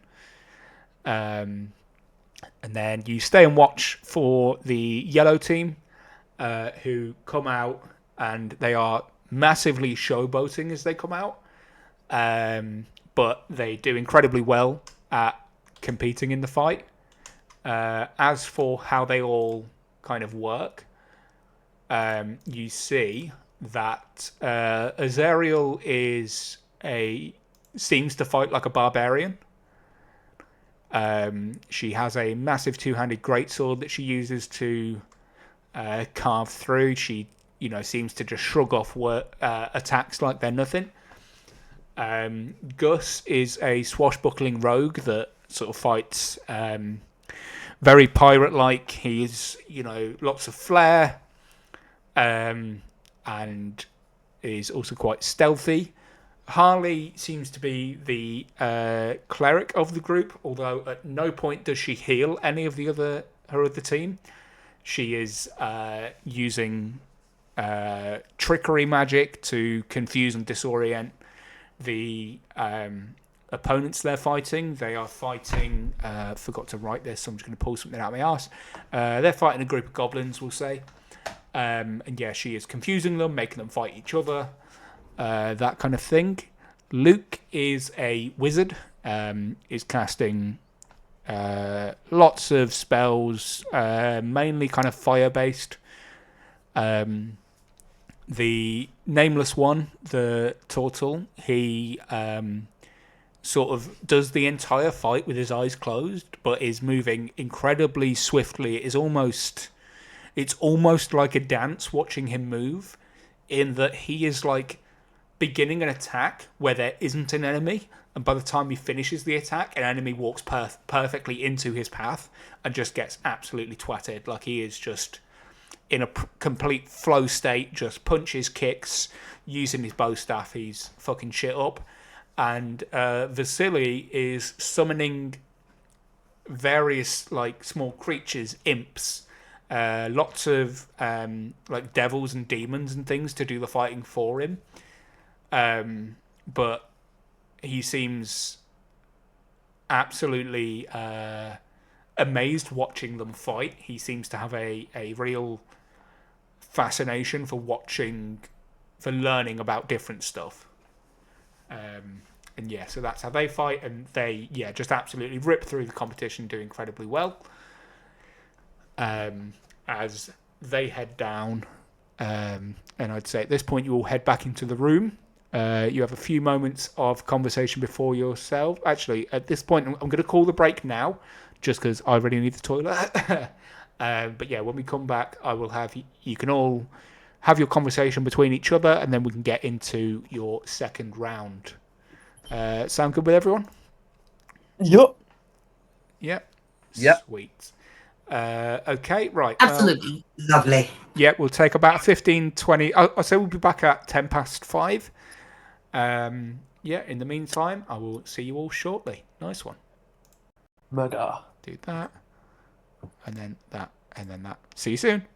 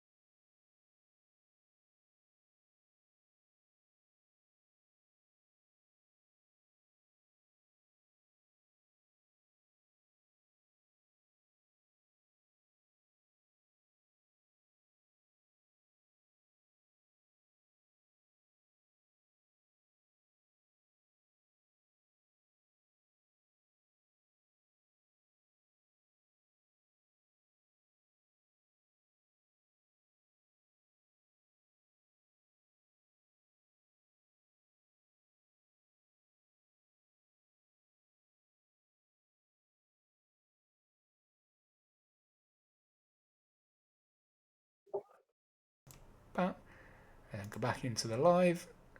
Hello everyone, we're back. I've had a poo. We're all I think everyone's good to go.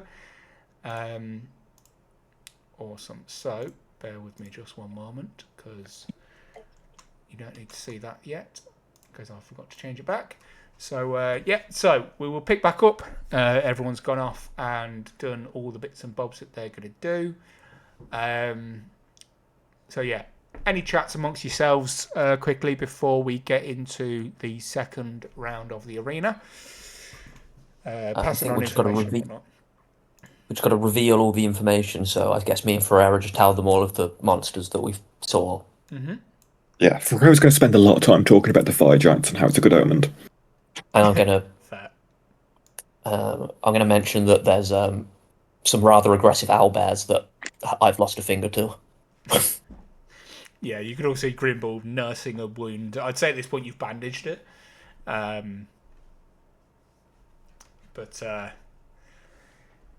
yeah. I'm just cracking on. Four-fingered Grimbel. Yeah. Oh, show. You might want to update Grimbel's HP on the stream overlay. Oh, yeah. He took 8, I believe, so it'd be... I'm down to 57. 57, lovely. Grimbel HP opens. Oh, that was risky. 57, yeah? Yeah. Bosh. Thanks for reminding me about that, Caleb. No worries. Cool.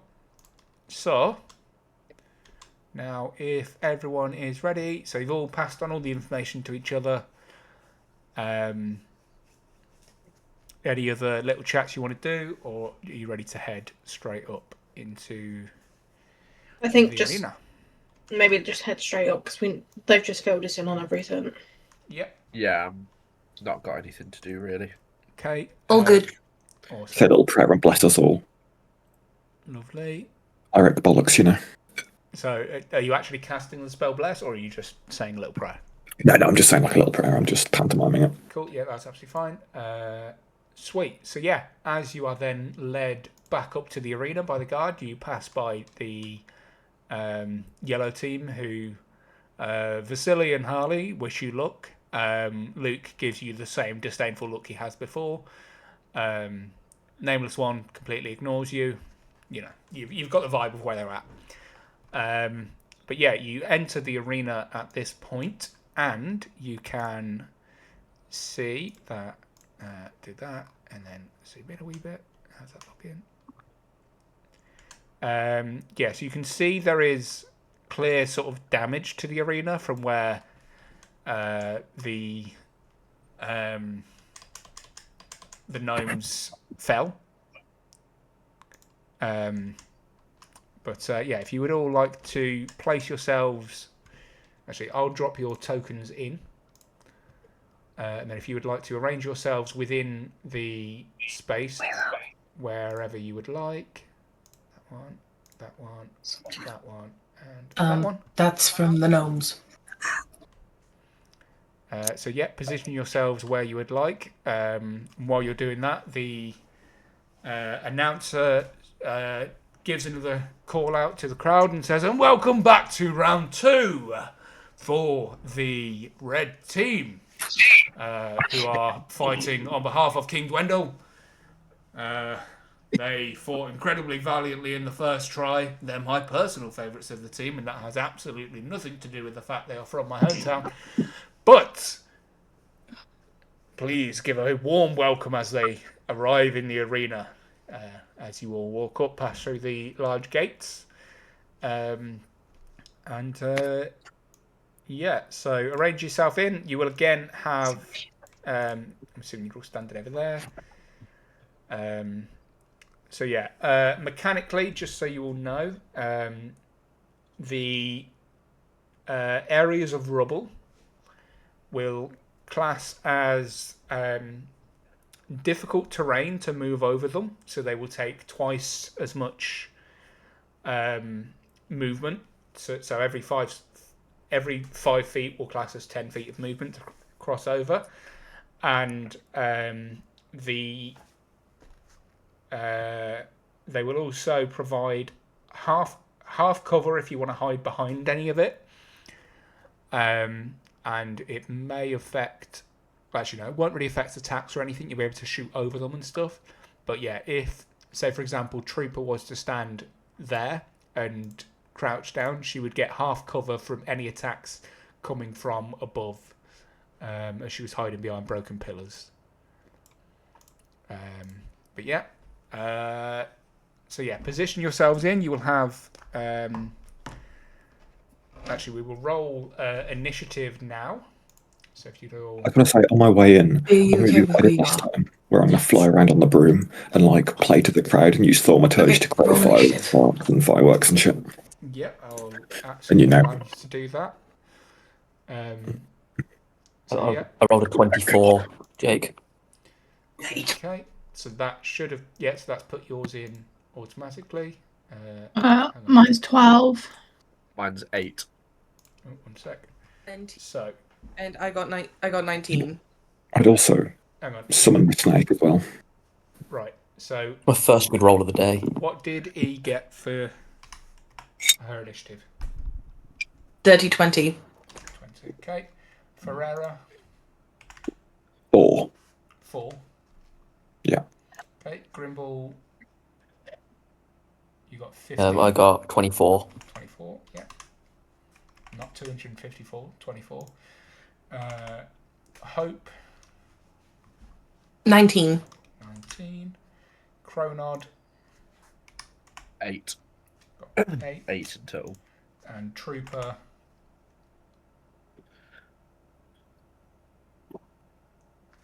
what did you get?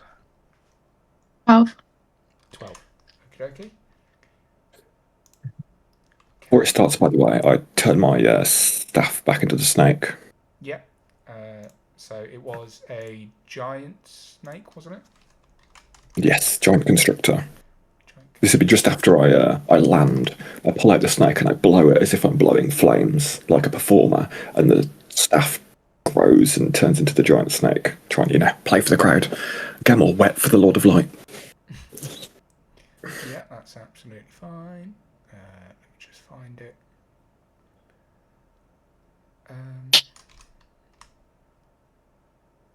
Giant constrictor snakes. There we go. Not that one. It's that one. A displacer snake. Yeah. Okay. Bit We'll rough. place that there. How do I add that to the? There we are. Add to encounter. Miguel. Well, Nice. Overload. Change that to a party member, and then I think it'll automatically give a. Well, actually, if you take the snake's turn directly after yours. yes, yeah, that's how it works. Yeah. Yeah. Okay. So, yeah, you've done your little fly around, get the audience on side as we begin. So, you see approaching from the north, coming out of that gate, are a group of gnolls, which are basically hyena people. They are feral in a sense, lots of yapping and stuff. The front row look far more bestial than the back rows. They're more... So yeah, the front row, they have... do they have weapons? I can't remember. Let me just double check. Yeah, so they've got spears and longbows. The warriors do. Oh, no, sorry, the hunters. They've got spears and longbows. The flesh gnorers, the one at the very front, they've got short swords. They're all wearing kind of like fur and leather armor. And then the warriors, they all have claws and then very basic looking bows made out of bone. And yes, so they all come out of the top, and then at the back, the Fang of Yunogu. That looks to be almost like a priest of sorts. That is looks to be somewhat of a leader to them, and he has a bone flail in his hand. And yeah, so as they rush out and fill out that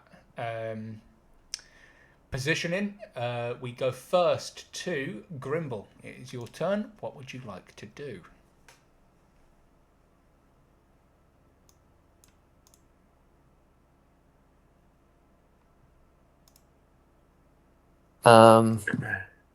Sorry. That's all right. Give me a moment. Let me have a. So I'm interested in. I think I'm gonna have to. Well, I have to move first. I can't really attack any of them from here.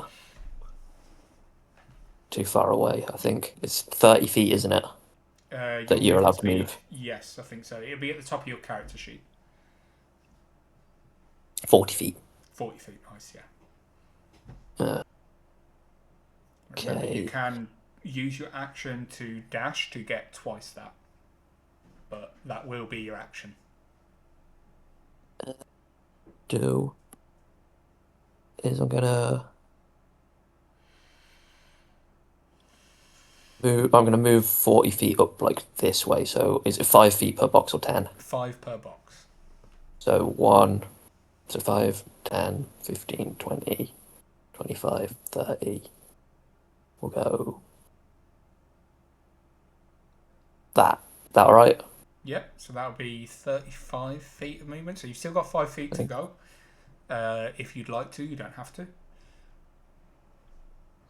No, I don't think I'll get any closer. No, okay. And then are you doing anything for your action or bonus action? You can hold your action for if somebody gets in range, but that is up to you. What's my range for throwing my hand axe? If you go onto your attacks and look at the hand axe, I think it's 20 feet normal and then 60 feet, but you'll roll at disadvantage. But have a look next to... yes, 20-60. Yeah, so 20 will be a normal roll. Anything further than that, up to 60 feet, will be a roll with disadvantage. Well, I'm actually going to move the extra 5 feet then, and I should be able to throw at this warrior. Mm-hmm. That's fine. So I'm going to throw at that warrior. So I'll roll that. 28 to hit on warrior 1. Yeah. Yeah. Okay, that absolutely hits. Go ahead and roll damage for me. Doug.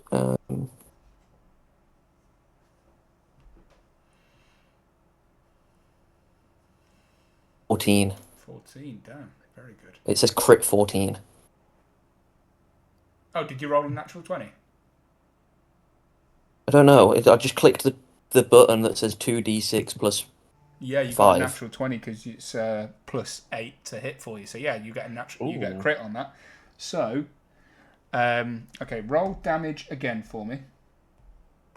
Okie doke. As a non-crit because we're doing crits slightly differently. Oh wait, how do I uncrit it? I don't. Because I rolled. Just roll again for me. Roll to hit again. Because I think D&D Beyond. I'll roll to hit again. Okay. Yeah. That says 20 this time. Yeah, that's fine because it was a 12 plus 8. Now roll to hit. The damage. Yeah. Yeah. Roll the damage again.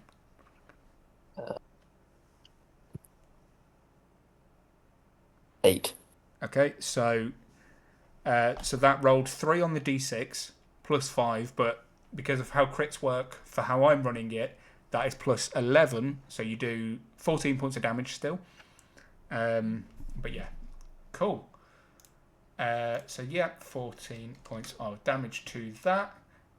You see as it sinks into its shoulder. It's quite a serious hit. It really sort of took the impact of that. And it looks hurt from that. Would you like to do anything with your bonus action? Bonus action.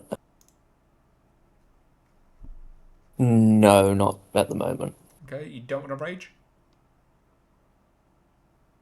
It ends when you take damage, doesn't it? No, you maintain your rage by dealing damage or... Oh, seeing yeah, damage. okay, I'll rage. Yeah. Sorry, I keep mixing that up with something. Yeah, no, that's absolutely fine. So I... So yeah, uh, enter your rage. yeah, I've actually, like, it says I've used one, but I've actually short rested, so I shouldn't have used one, so... I don't think you get it back on a short rest. I think it's a long rest. Oh, hang on. Regain 1 expanded use when you finish a short rest. Okay. Yeah, that's fine. Just leave it as I don't is know, then. I just did whatever. Yeah, I've just leave it added a as second is, one. But yeah, you're now in a rage. Got it. Okay. And then that brings us to the end of your turn. So now, E, it is your turn. What would you like to do? You're over there. I'm over there. So I will use dash to cover. Oh, hang on. Select. 1, 2, 3, 4, 5, 6. I'd like to stay there, and then as I'm going to do a little acrobatic display with my daggers in the style of lightning from Big Trouble in Little China. Okay. Followed by... Oh, I lost my fucking page. My word of radiance, but obviously being mute, my word of radiance. Oh, no. I can cast at will. Bonus action? No, it's just spell cast at will. To cast a spell, it takes a whole action as a magic action, not attack. I thought I could start with an action. It is an action. Yeah. Yeah, You can do that's 2 fine. attacks. Yeah. Yes. So I want to start with for my first action to be my word of radiance, but being mute, my word of radiance is done through universal sign language, being a double middle finger. Mm-hmm. Fair. Absolutely fair.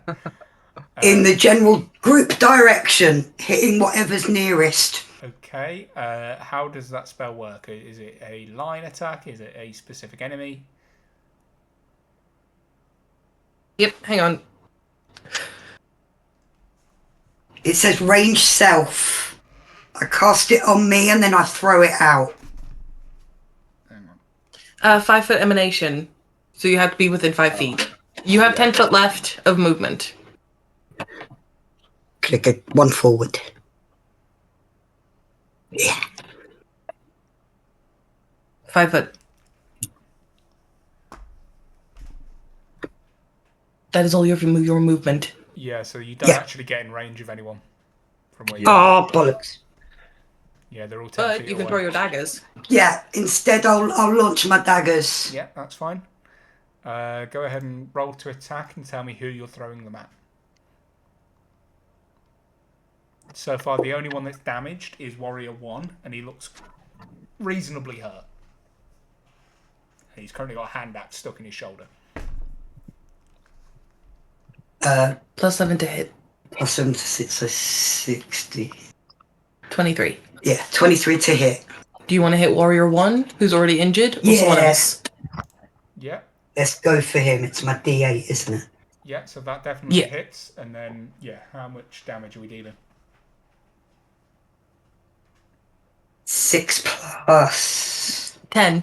Yeah, so 16. No. Oh, 6 10 plus altogether. 4. Oh, 10. excited. 10 damage, yeah. Awesome. As this... Second launching dagger? And then with the other as, dagger... as the dagger jabs into his chest, you can see he's barely holding on. But he is still up. Does a dirty 20 hit? Yep. Still at the same one? Same one, he's still up. Yep, and 7 damage. Awesome. You watch as the last dagger plunges into it. Well, actually, you tell me exactly where you throw it to kill him. The second one will be straight between the eyes. Lovely. So you see it hits, and he sort of stands bolt upright for a second before slumping face first into the dust. as Lovely. he dies. Awesome. So that's your action. Your movement. Is there any bonus actions you want to do? There is, because I'd like to use my flurry of blows on the nearest thing to me, please. 5 foot range. Oh, it's only a 5 foot range. Is there nothing near me? No, everything is Nah. 10. You've got 10 feet between anything at the moment.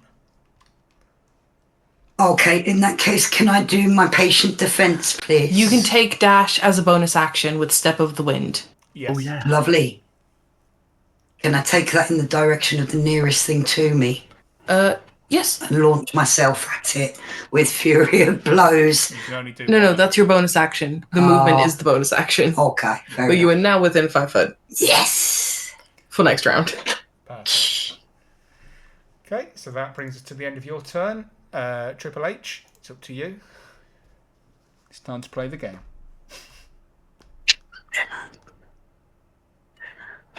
You know, it's really great because I don't actually watch wrestling, but B does. So when I was naming Hope, she convinced me to have another. And yeah, that's how we ended up here. Literally, I have the entrance music playing in my brain. It's time to play the game. Could be worse. She could be like the Big Show or the Great Carly. Oh, She steps out and spits water all over the warriors. Yeah. yeah. 5. If only you were a Dragonborn and had a breath attack, because then using cold, we could absolutely say that you Triple H spray them with freezing water. That'd be Yes. so cool. These are all great ideas for next time, everybody. Yeah. This character is completely free for use for anyone else, BT dubs. Like, if you want to take this, feel free. Yeah. I can't wait until she hits the Nora with the pedigree. Okay, what's Hope doing? Let's say you've moved up.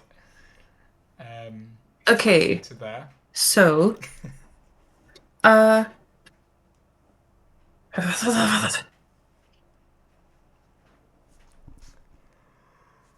love when my brain reorganizes everything at the worst possible time. Yeah, it's like when you're like, oh great, I've got this big presentation at work, and your laptop goes, Windows update. Yep. Yes. So from here, that's in range. That's in range. The one in the far back is not.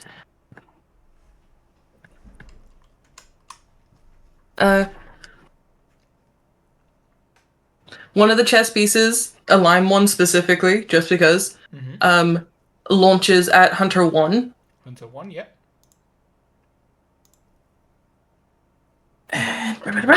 So is that an attack roll, or they got to save?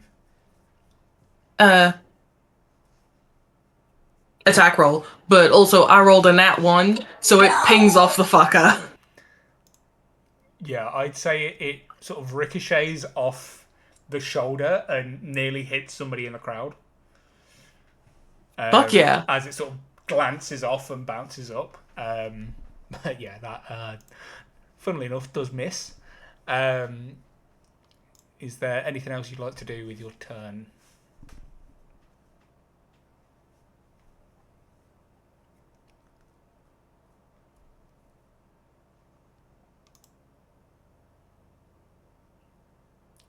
Hello? There we go. Yes, no, Yeah. still here. That's Just fine. thinking. It's going very slowly. Yeah, it's not a problem. It's just I panic when there's silence. Entirely fair. Oh.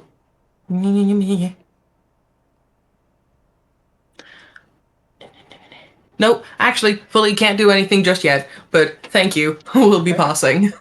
Awesome. Okay, so that is the end of your turn. Now it is up to the Fang of Yinobu, who is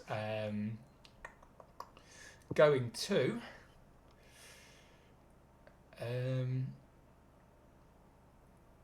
5, 10, 15, 20, 25, 30 is going to get face to face with E. and is Yes! going to make 3 attacks using its multi-attack feature. So it makes 1 bite attack and 2 attacks with its flail.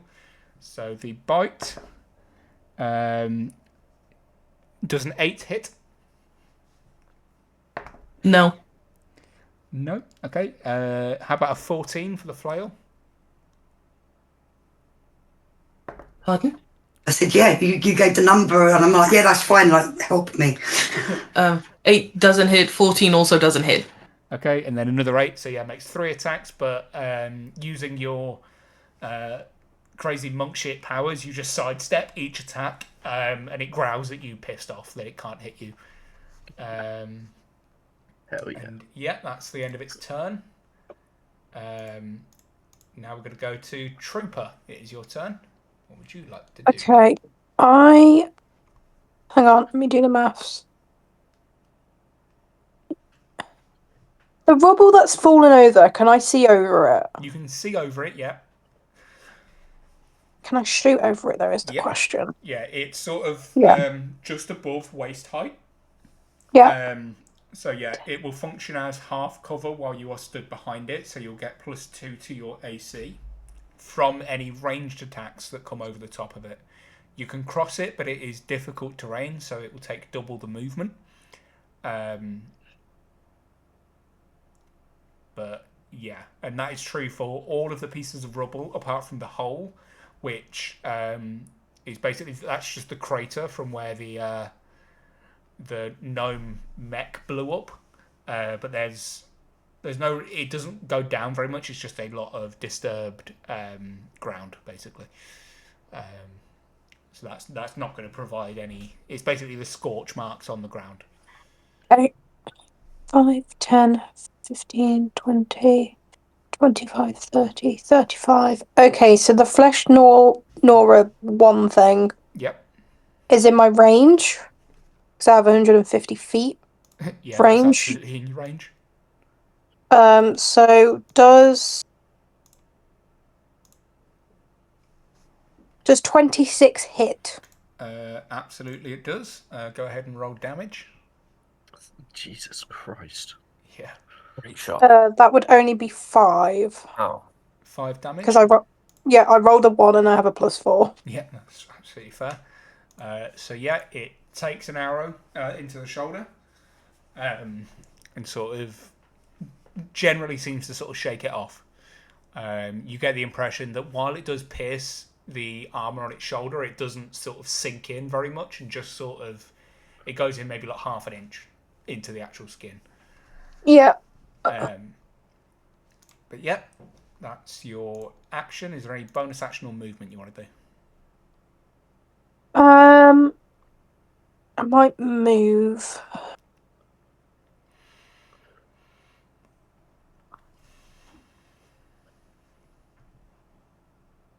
If I stand on the rubble, do I get advantage or disadvantage? Neither. It doesn't bring you high enough up to give any sort of That's benefits. fine. But yeah.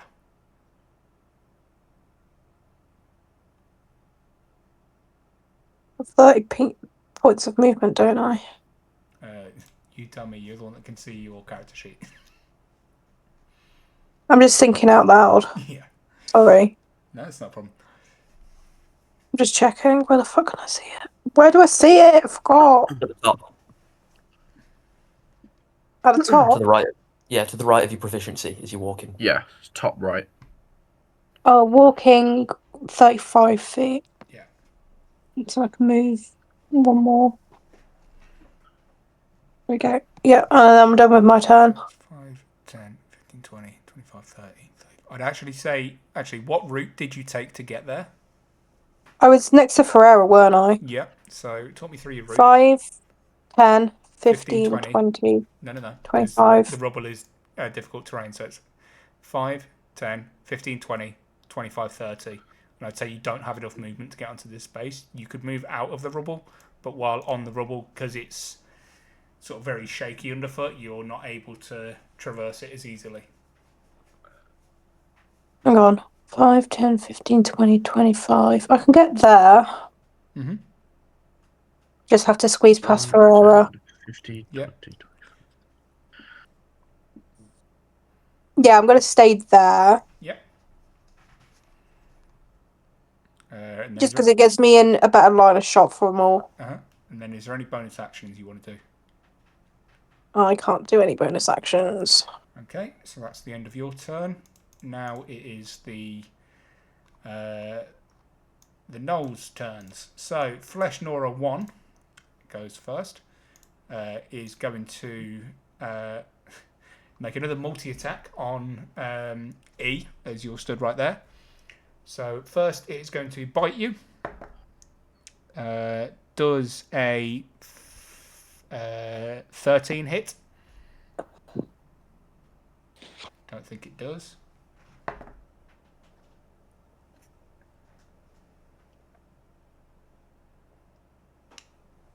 E, does a 13 hit you? I don't think it does. No, they're muted. 13, no. No? So sorry. We were on Completely mute. forgot we were on mute. It's all good. No, it doesn't hit. Okay, how about a 15? Nope. There we go. How about a 19? Yes, finally. Finally hurt you. Well done. Sorry, that was so patronising. That's absolutely fine. Yay! And you take 7 points of piercing damage as it stabs you with its short sword. Reaction. Reaction, please. Yeah, what is your reaction?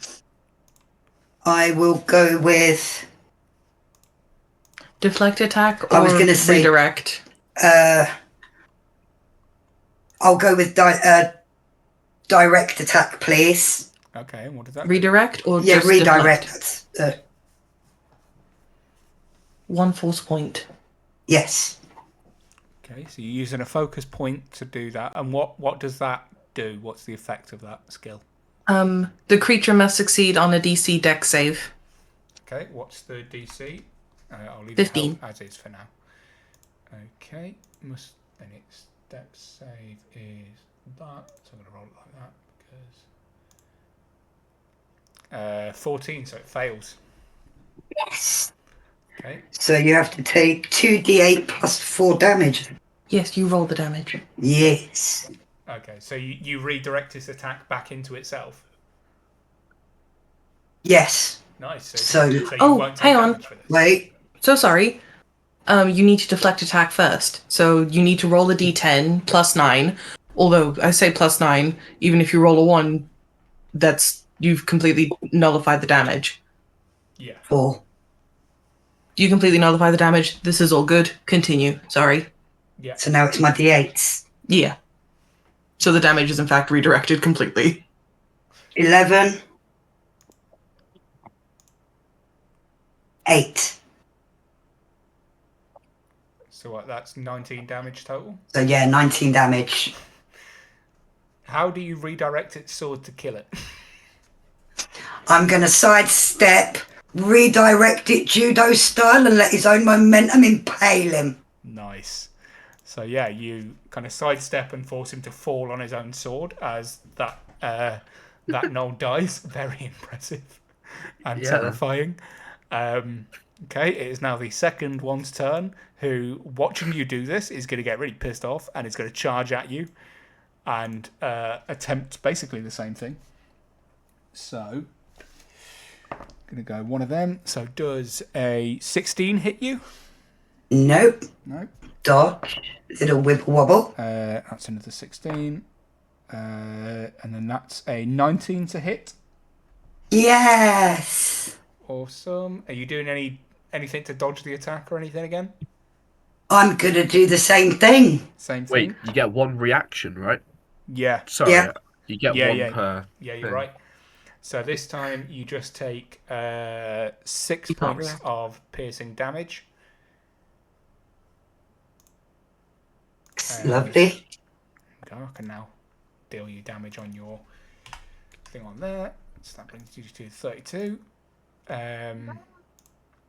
Finally, I'm able to hurt you. Cool, that brings it to the end of its turn, and it's now the hunter's turn. So we're starting off with 1.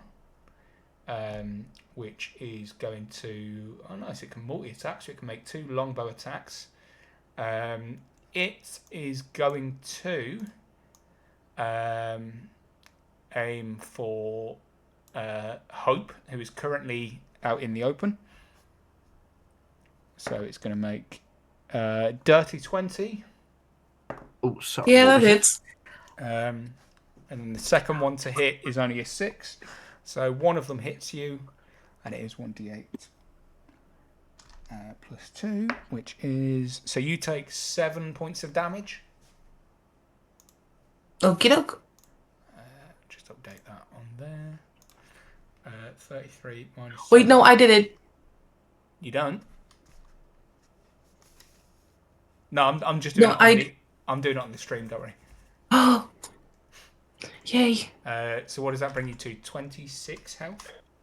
Yep. Lovely. Okay. So that is Hunter 1. Hunter 2 is going to attempt the same thing for a miss. And that's going to be a hit because that's 17 plus 4. So that one is going to do an additional 6 damage. To bring you down to 20. Yes, great. Thank you so much. Hunter 3 is going to go for Grimbel. For 21 to hit. How do I tell you? It's based on my armor, isn't Armor it? class, yeah. Yeah. I got 15, so yeah. 15 to your AC, okay. So the second one hits as well. So you take 9 plus 3 piercing damage, so total of 12. Okay. I have rage equipped as well, whatever that does. Ah, yes. So you take half damage from normal attacks. So what did I say that was? 12 damage total. Half because it's piercing, 6. so you take 6 damage. Awesome. So I'm down to 51 now. Yep. Then we go to Hunter 4, which is going to attempt the same thing at Grimbel. Miss, and then Hunter 5. 1 hit and 1 miss. So you take an additional 3 plus 2 is 5. Half of 5 is 2.5. We round down, so an additional 2 damage for Grimbel. And 49. Awesome. Update that. God, I've been taking hits this campaign. You're a barbarian. It's what you do. You hit things and you get hit. Okay, it now goes to Warrior 2, which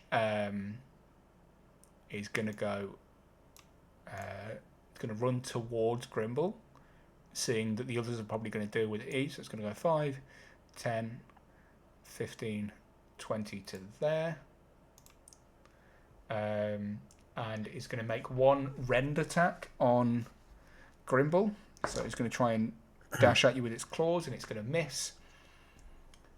Doesn't get multi-attack, the warriors. So Warrior 2 is going to go 5, 10, 15, 20. Make an attack on E.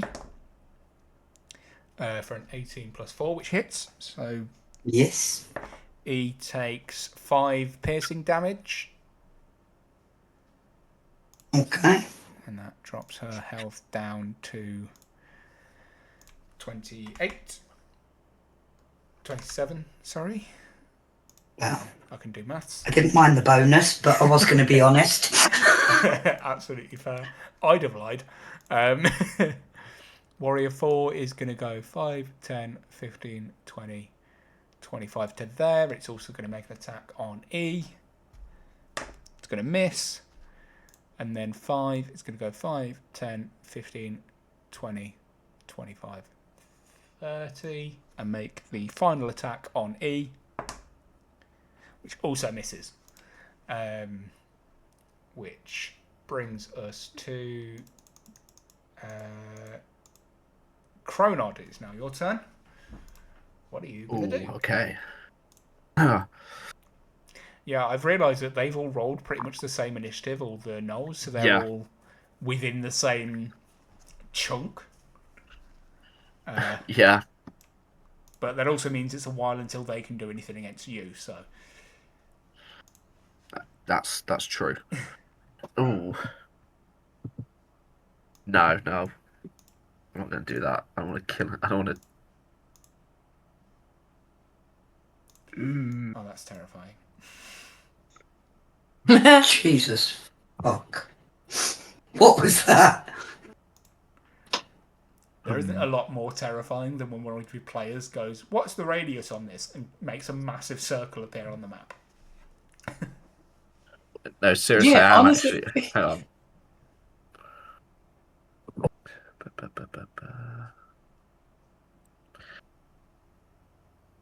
Is he just looking at that like E is a sacrifice that must be made?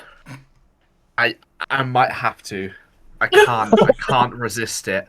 I cannot resist. I don't know though. I don't want to kill Wait, like anybody. is PvP active though? Well, I mean, if it's It'll an be area of anything. effect, it'll hurt Yeah, each other. it's an area of effect. Fair dues. Some of you may die. I should warn you, if you hurt her, she will not forget it. And neither will Hope. That's fair then. Just putting that out in the universe. Okay. Go on. I'm just measuring things now. What's the rate? So I'm going to move first. 5, 10, 15. Then... That... I'm gonna cast Ice Knife at the one. I can't read it. It's actually overlaid. The one on the left of the Nullfang of That one? Yinogu. Yes, that one you move in. I'm Okay. gonna cast Ice Knife. Level 1. Yeah. So is that a roll to hit? Yeah. I got nat 1. Okay, so it does miss. So, with it being a natural one, Ooh. we are going to... Let's see. So you're there, and you're aiming there. I'm going to say it catches Hope in the back of the head. Oh no. As you try and shoot it around, but it catches Hope. Oh, so God. Go ahead and roll damage. Wait a minute. It says in the spell, hit or miss, the shard then explodes. So if it missed that guy, Yeah, it explodes. Still, but you also rolled a nat 1, so it'll explode in the back of Hope's head. You can also re-roll with the rule of cool thing. All right, let me roll. Hey, yeah, no, you can re-roll. Re-roll, please. Re-roll, Where's he getting the re-roll for? re-roll. Can I? The rule of How cool can I thing. Yeah, he didn't say he's doing anything cool. He's just casting Ice Knife. No. There's the rule that you roll the Wild magic table. right? Magic table, yeah. Yes. If you want to do the magic table, oh, that's terrifying. What? And I forgot that. Yeah. So one of the rules that we had was let's go homebrew rules and items. Yeah, I have no idea. Is where did we write it? Reroll once per session, but you have to roll the something of wonders, right? It's basically wild magic, sorcerer shit. Yeah, so you can. I'm trying to find where we put it in.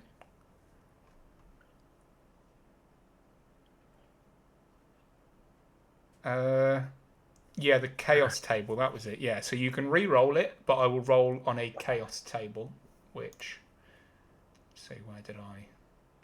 How bad would it be? I don't understand how terrible it could be if it's like.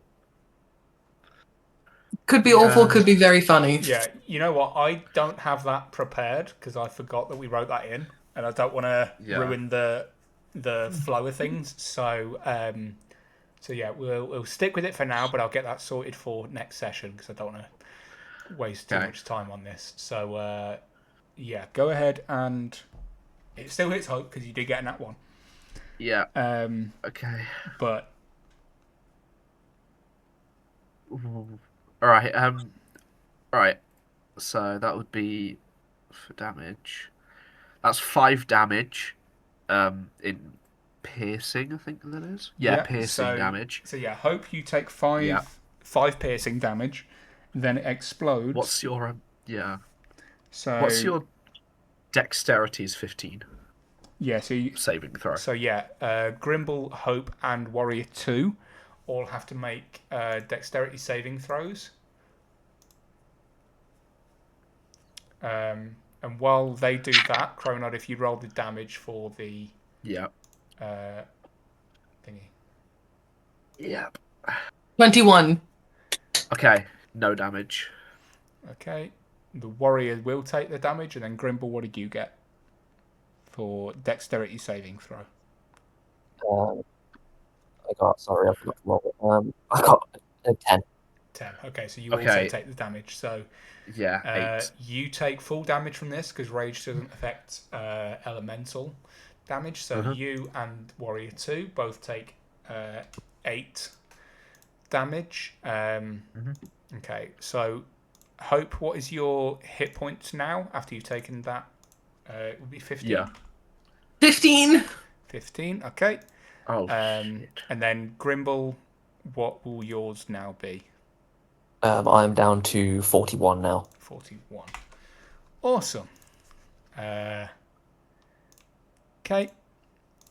So then, what's that's your action.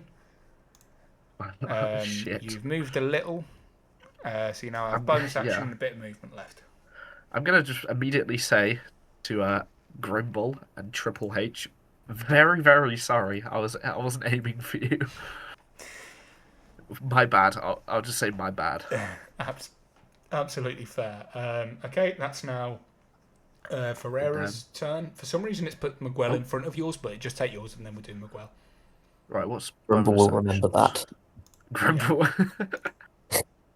Hang on a minute. Wait. That wasn't a bonus action, right? No, that was your action. You now have your bonus action. Oh yeah, it skipped. Oh, maybe it's delayed. Okay. It could be delayed. No, that was me. I went forward. Well. But yeah, if you have a bonus action, feel free. Sorry, real quick.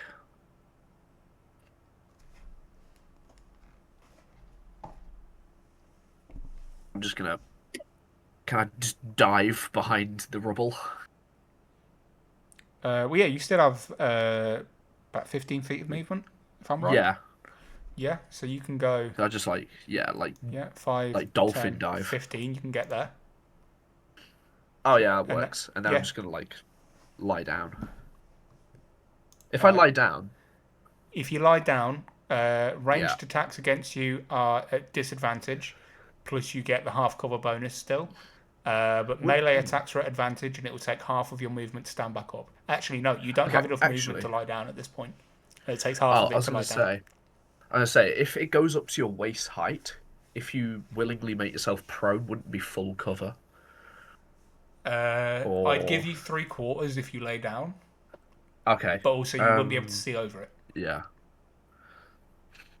Can I dolphin dive from over here? I'd say... Yeah. You know what? Yeah, I'll allow you to do that. Yeah, so you're now just prone. Dolphin dive. I'm going to put a black ring around your character icon just so we can remember that you're lying down. Yep. Okay?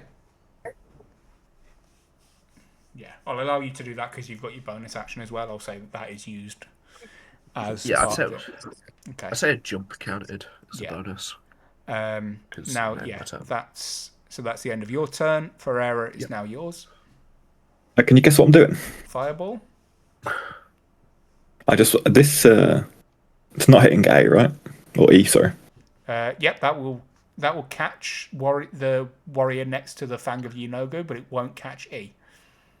Perfect. Nora. Fireball. Awesome. So, Fireball. Let's see. So keep that there for me. What is it they have to roll? It's a dex save, and what do Dex saving throw. Fireball. Let me check.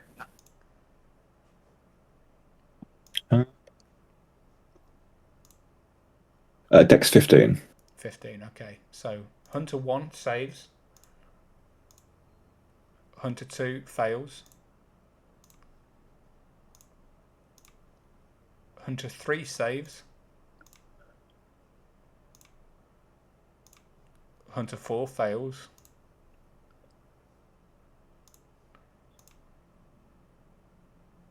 Hunter 5 fails.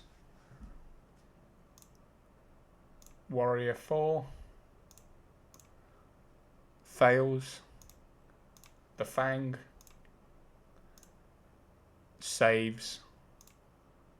And the Nora just saves. Okay, so what is the total damage for that? It is 8d6. Damn. So yeah, go ahead and roll that for me. Okay.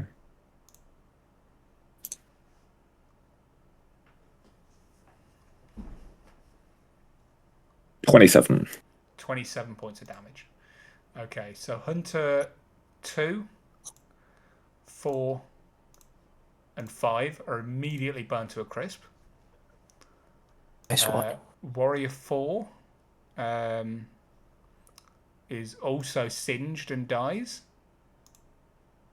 And Nice. the Jesus Christ. Nora... Okay, so yeah, those 3 die because they all failed. Those 4. Perfect. Hunter 1 takes, let's see, half of 27 is 26, 13 damage. So Hunter 1 and Hunter 3 look very singed, but are still up. It doesn't seem to affect the Fang all that much. He takes the full damage, but he seems hardy enough to take the hit. And the Nora, he takes quite a significant amount of damage from that. Very well done. Okay. You'll also move. Yep. So yeah, you still have your movement and your bonus action. I'll take that off now. I'll just move. This big circle thing, is that naughty terrain? Like, can I get around it? Is it just... No, that's just scorch marks on the ground from where the thingy was. Okay, so I want to walk around this terrain and then get myself behind this impassable terrain. You Just can walk so through that absolutely fine, yeah. and that's within 30 feet. Bonus actions. What can I do with bonus actions as a... I'm not actually sure. If you go onto your actions, you should be able to filter by bonus actions. It should tell you what you have left. Yeah, nothing I want to do this turn. So I shall actually Healing, please. I can't heal. I don't know, nothing. You I've used my spell word. turn. I do, but I mean, do we need it right now? Well, yeah, I'd say you can probably. see at Yes! this point that Yes. Hope looks fairly hurt. Fine. Everyone else looks pretty much okay. I shall cast a healing word, I think it is.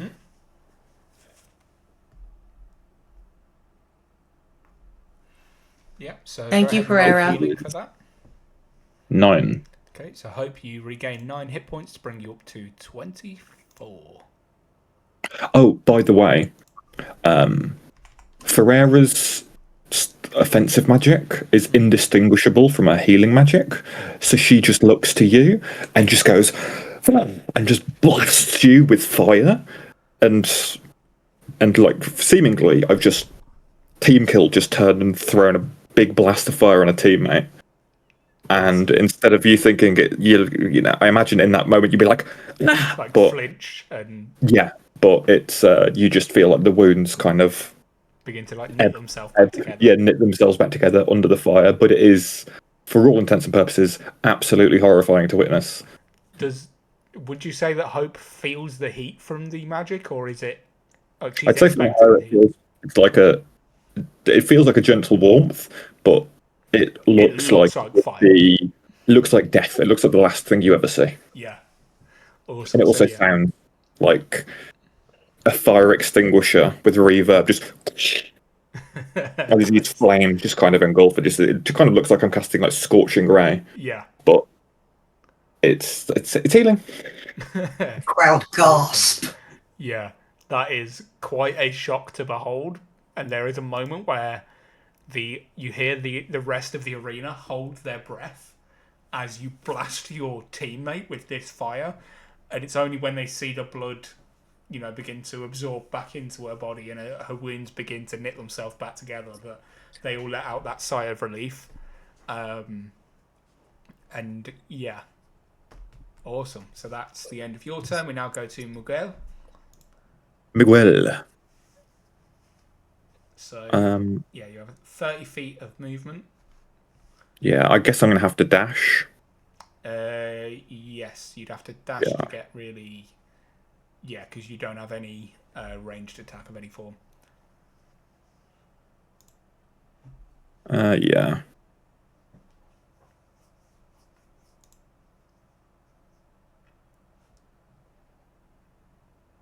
I'm gonna move myself here. Mm-hmm. I'm not quite enough to get into the Nullfang. Yeah, no, that's fair. And it doesn't have any bonus actions. Yes, so he's just slithering up. Yep, awesome. That brings us round. That's the first round of combat done. At which point, you see from the south gate now open. Oh, bollocks. As another group enter. This is Jesus. You see 4 normal hyenas and 2 large bloated hyenas. Giant bloated hyenas. Who follow them out. I look at Ferrera baffled at the fact that we didn't see any hyenas down there. Well, this is why they'd already been brought up. I will say above table, you would have known this had you asked to see the logbook from the guard downstairs, and he did say you will fight gnolls. But yeah, that brings us back round to the first start of initiative order. Grimbel, it is your turn. What would you like to do? So at the moment you have that one warrior stood right next to you. Yeah, that's what I was looking at. I think I'll hit it with my dwarven pick in the head. Absolutely. Go ahead and roll to hit for me. A 28. So that'll be another natural 20. Oh no, that's a 19. No, I got a 19 and a 9. Very close. Yeah, so go ahead and roll damage for me. So that's slashing, and it's 12. 12. Nice. So yeah, it takes that heavy impact into it, but is still standing. Do you get multiple attacks per turn? It will say at the top of your action sheet. It should say attacks per turn, and it will say 1. Or I do. I've got 2 actually. Yes. Yeah. So yeah, you can feel free to go ahead and attack again. I'll do it again. So I'll roll to hit. Got 29, and that was a nat 20 this time. Yeah, you absolutely kill it. Yeah, tell us how you finish off this warrior with your giant pick. Okay. I think we're running it back. The pick is going through the skull. Nice. But we're gonna like overkill. Go straight through the skull, pulls back out, back into the skull again. Nice. Yeah, your watch as all the blood and viscera and brain matter just gets splattered around. It goes along the body of Miguel slightly, and hope you get sprayed up to around your waist in the contents of the gnoll's skull. I then eat the viscera on the pickaxe. Grimbel! Again. Roll a constitution save and throw for me. Constitution. Grimbel, please stop cannibalizing things. Is it a humanoid? I rolled a 13. A 13. Hang on, let's see. I don't actually know if it is classed as a humanoid. No, they're classed as fiends. So I'm going to say... Not cannibalism. No, but Please stop eating raw brains. Yeah, Grimbel, you now have the poisoned condition. Oh. Which let me double check the exact wording of what that gives you. Wait, hang on. Wait. Oh, no, never mind, ignore me. I just was confused. So it was the Constitution saving throw, wasn't it? Yeah. And then I have a little thing underneath it that says A to avoid or end the poison condition. Ooh. Okay, so yeah. Yeah, you have Grimbel's advantage. defensive poison. Yeah. Yeah. Yeah, you can What? you can roll again. What, Constitution again? Yeah.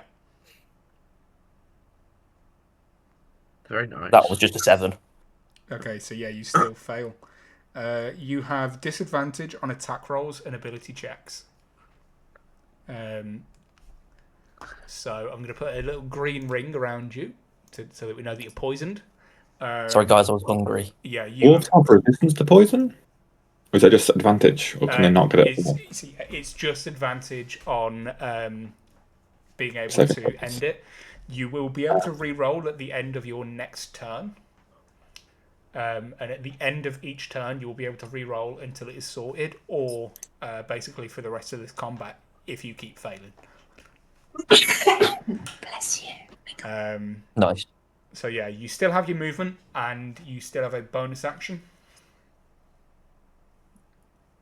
And as well, remember that you also have access to Reckless Strike, Reckless Attack, as a barbarian, meaning that you can negate the disadvantage on attack rolls, but that means until your next turn, attacks against you will have advantage. I think I'll just use my movement. I don't really have any bonus actions to do. Yeah, I think your bonus action is pretty much rage or drink Rage. a potion. Right, my potion's not in my inventory anymore, but it's not helpful anymore. Oh no, it is. There it is, but it's not helpful. All right, yeah, I'm just gonna move somewhere. So I'm going to. I guess I'll start the trek over to the hyenas. Okay. 5, 10, 15, 20, 25, 30, 35, 40. Yep. Yeah, so that puts you there, and that's the end of your turn. There's no bonus actions you want to do? No, there's nothing I can do. No. Okay. E, it now comes back to you. You are surrounded by gnolls. Oh, I'm so happy. Okay. So, I am going to go for that one, the one on my right. On your yeah. right. The Nora. This one? Yes. Ooh, big. Yeah, I didn't realize how zoomed in I was. Yeah. I'm going to use a dagger and go straight for his throat. Absolutely. Go ahead and roll for the attack for me. 17. Oh, sorry, hang on. 14 plus 21. 7, 21. Yeah, that absolutely hits. Go ahead and roll damage. Oh, 6 plus 4, isn't it? 10. That's just enough to kill it. So, yep, you absolutely take out that first one. You have one attack left. I would like to use my dagger and do the same. Go straight for the throat. Of which one? Which one? The one on my left. On your left, yeah. So you stab that one in the throat, turn round, and stab the one that is now behind you. 30, 20. 30, 20, that absolutely hits. Go ahead and roll damage. Come on, baby. 9. 13. Oh, sorry, 13. 13 damage, nice. So yeah, it... No, I was right, 9. Yeah, no. You rolled ye. Just 9. Yeah, just 9. Yeah, that's fine. Put that back on. So yeah, as you turn and cut it, it catches, but it doesn't go deep enough to catch any major veins or arteries or anything. Okay, may I take my bonus action? Absolutely.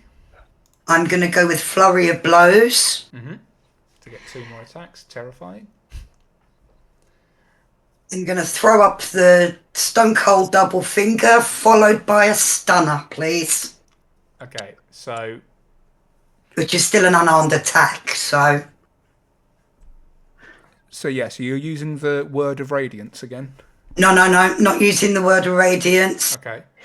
Just as the preamble to a stunner in traditional Stone Cold style. Yeah, okay, I'm with you. Kick to the stomach, double finger to the face, and then a stunner. Okay, so first go ahead and roll to attack, so you get 2. So 18 plus 7 to hit, so does 25 hit? Yeah, that one hits. So first go ahead and roll damage on that one. 11. 11 damage, nice. And is this the one you're going to try and stun with? Yes. Yep, so what is it they have to Stunner, roll? please. Is it a Constitution save?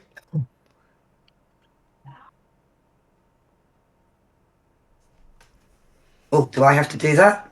I roll it, just what's the type of save and what do they have to try and beat? Sorry, hang on, I'm just reading. Do you mean topple? No, Yeah, that would be a topple. 15 Yeah, dex. 15 okay, dex. So try and knock it to the ground. Yeah. Mm-hmm. Okay. Rolling that. So it fails. Yep, it falls to the ground. Yes. I'm going to give it a black ring as well. So same as Kronod. And then with Flurry of Blows, you still get another attack. Am I right?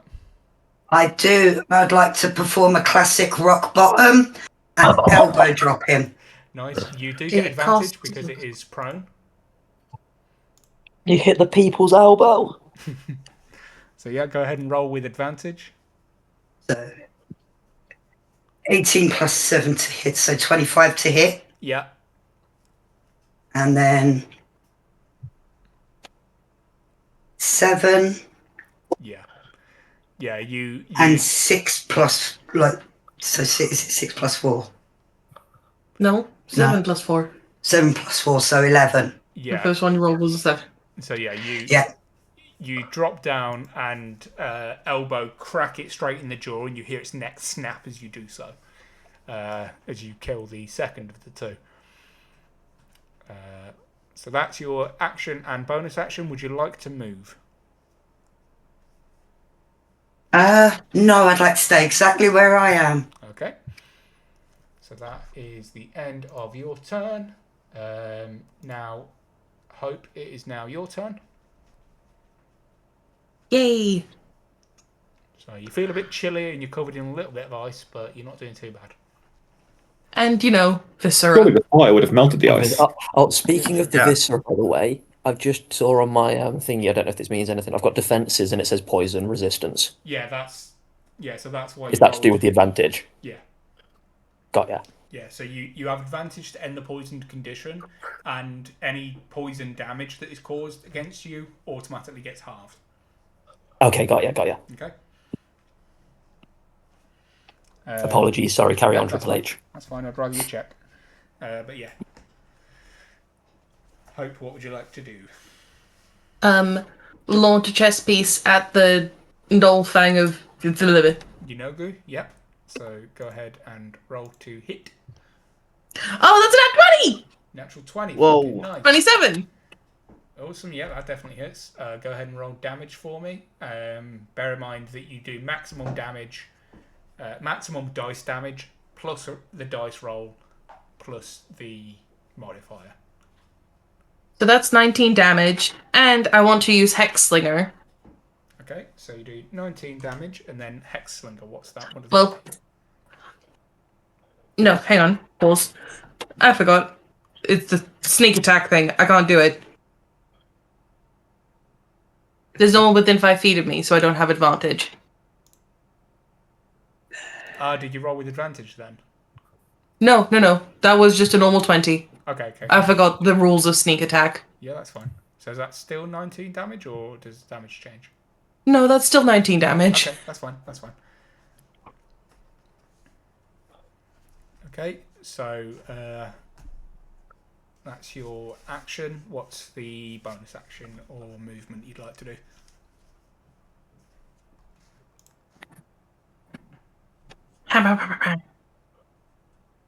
Oh, yes.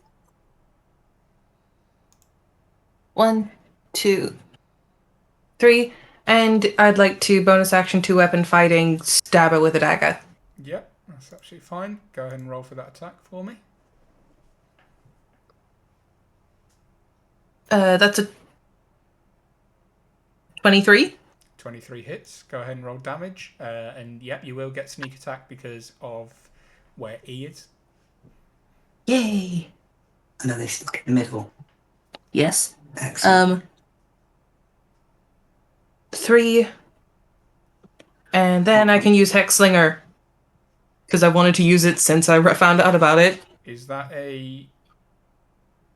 When I do sneak attack, I can designate, instead of doing damage, to basically jinx them. Yep, that's it. I'm with you. That's a 7. Yes. Until the end of its next turn, their speed is halved, and all attack rolls against it have advantage. Okay. I'm going to put a blue border on it for now, so we can remember that. And then, actually, we'll go purple. So, how much damage does it take? Just 3. Just 3. Okay. Takes 3 damage. But yeah, that does that absolutely. So that's your movement, bonus action. Well, you've still got a bit of movement left. I'm okay. You're okay there. Awesome. So that then brings us to the Fang's turn, which B, he's pissed off at you, so he's going to continue attacking you. So what's your AC, B? Just remind me. 18. 18. Okay, so that's a miss. It's another miss. And another miss. So yeah, again, 3 attacks, but you just... like that clip of Muhammad Ali where he's just dodging all of the punches, just like fucking, you know, he just cannot land a hit on you. He's getting more and more frustrated as his fists. I'm just going to smile in his face. Yeah. Awesome. That then brings us to Trooper. It is your turn. Yeah. Okay. So you've got the few that are up to the top, and then you've got these new ones that have appeared to the bottom.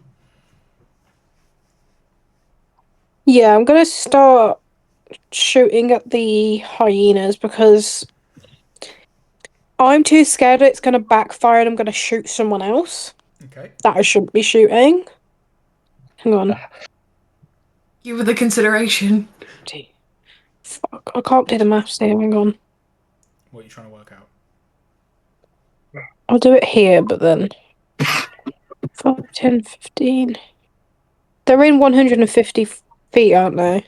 Yeah, you can just use the ruler on D&D Beyond. They're 60 feet away. This entire map, I think, from top to bottom, is less than your range. Yep, that's fine. Okay, I'm gonna just shoot The map is hyena 100. 1. Okay.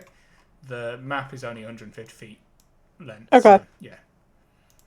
So we'll go ungroup them. So you're going... Does a 26 hit? Absolutely does hit. I'm not even going to let you roll damage for it, because as long as you do more than 5, it dies. Yeah, but can I not roll damage anyway? If you want to. Well, it would have been 12, Yep. so... So yeah, that just sinks straight into its head and it dies. Okay. What else would you like to do? I might move... No, I'm going to stay there because I'm still slightly covered. Yeah, I think I'm happy to just do that. I can't do anything else. Ooh, do you have extra attack? Do you get 2 attacks per action, or is that just a thing for Grimbel?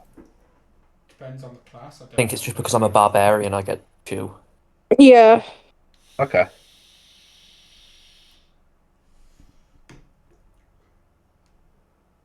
Okay. No, I can't do anything else, I don't think. Okay. You stay in there? Yeah. Okay. That is the end of my turn. Your turn. Lovely. So it's now the first bloated hyena. just hit my foot. Who is going to... they are 50 feet of movement. So it's going to go 5, 10, 15, 20, 25, 30, 35, 40, 50 to get face to face with Grimbel. You watch as this like 10-foot tall hyena charges at you and dives straight in with a bite. For 25 to hit. No, 24 to hit, sorry. Which I'm fairly sure hits. Yeah, I've got 15, so... Yeah. And you take 4 plus 3 is 7. Half of 7 is works out at 3, so you take 3 damage. Oh, I'm down to 38 then. Okay, just update this. 38. Oh, okay, and that's the end of its turn, and then the second one goes straight after it, which is going to 5, 10, 15, 20, 25, 30, 35, 40, 45, 50 to get behind it. And yep, that's the end of its turn. We now go on to the hunters back at the top, who are, let's see. So it's Ferrera that cast the fireball on it.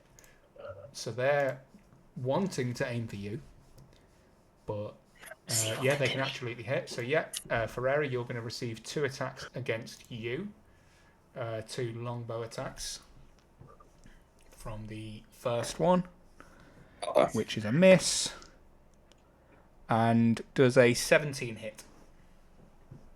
It does, but attacks against me have disadvantage. They absolutely do, so I'll roll again for that, and it misses. God bless. So yeah, they both miss, and then Hunter 3 is going to try the same thing for a miss and another miss. So yeah, 4 arrows fly towards you and all just get stuck in the rubble ahead of you. As we then go to Warrior 5, who is going to take a swipe at Hope. So it's going to attempt to rend you with its claws. Does a 16 hit? It does. Lovely. So that's going to do 8 points of piercing damage as it bites into your shoulder. Yep. And that brings you down to 16 health.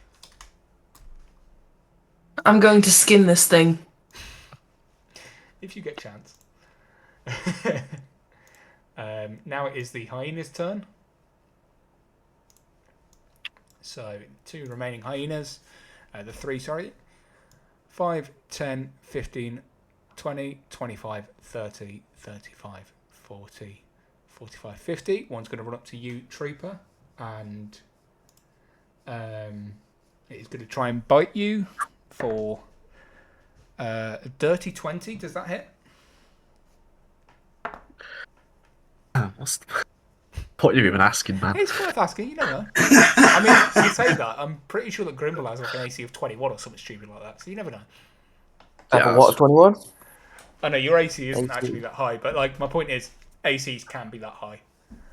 Where do I check my AC? True. It's at the top middle of your character sheet, armor class. This attack isn't against you, so don't worry about it too much. Oh, got you. That's yeah. what AC stands for, armor Yeah. class. Got you.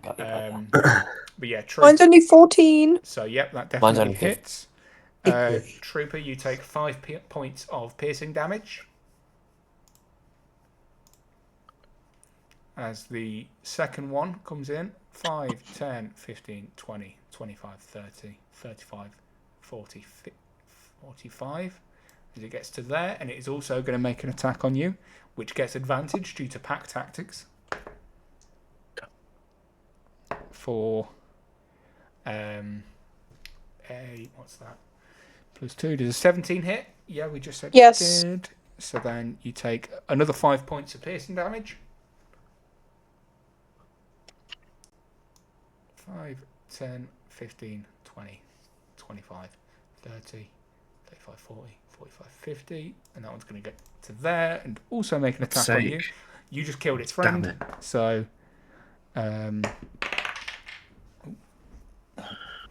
accidentally lobbed my d20 across the room. I'm going to pretend that it didn't land on a natural 20.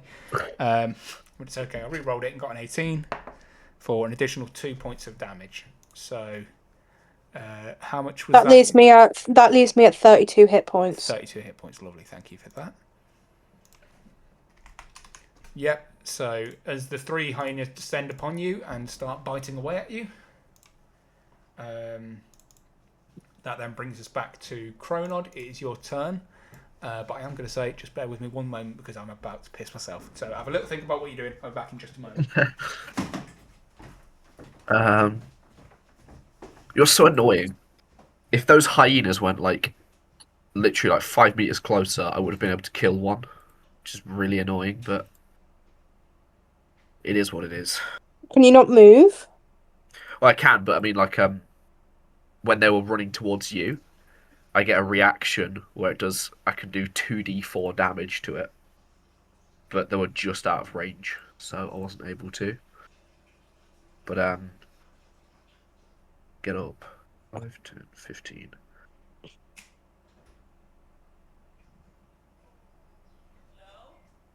I can't even do anything fucking close range. Do you not have a weapon, like a sword? Or... Yeah, no, I only have a bow. And hitting them shooting a bow like an arrow at them at this close range is stupid. So someone Punch him needs in to the be a nuts. trooper then. 5. I can kill one of the hyenas. I've got something I could do to the hyenas, but I feel like they're all going to be dead by my turn, and it's been something I've been wanting to do for ages. Your turn is next after Kronod, and if you can only Is kill it? one... Oh, we might get to see... I don't think it's the most optimal use of my time, but I'm just going to do it because if I can. Because I've been wanting to do it. I'd like to... I may attack and then flee from these giant bloated hyenas that are surrounding me. Yeah, not a bad shout. Kronod, what are you doing? Okay, I'm going to stand up, which is 15 feet of movement. Yep. Then So we'll get rid of the black ring around you. Go. 5. And I'm just really quickly checking something. Damn. What's the range for that? I don't know if that will hit. I just want to make sure. What are you aiming for? That giant bloated hyena. It's within 5 feet of you. Yes, I was just checking something else. Okay, good. I will do...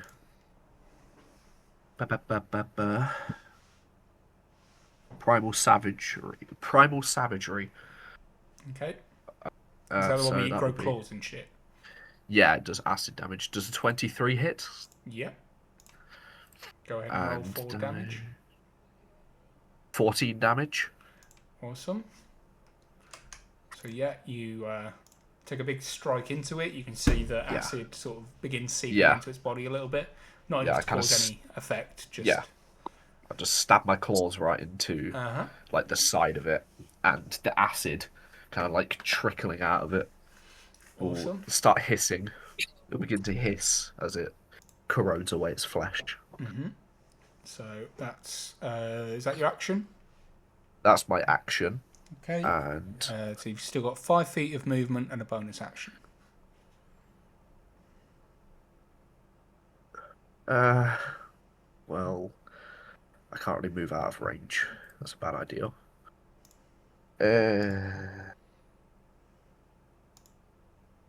I'll end my turn. Okay. Then Ferrera, that brings us to you. What are you going to do?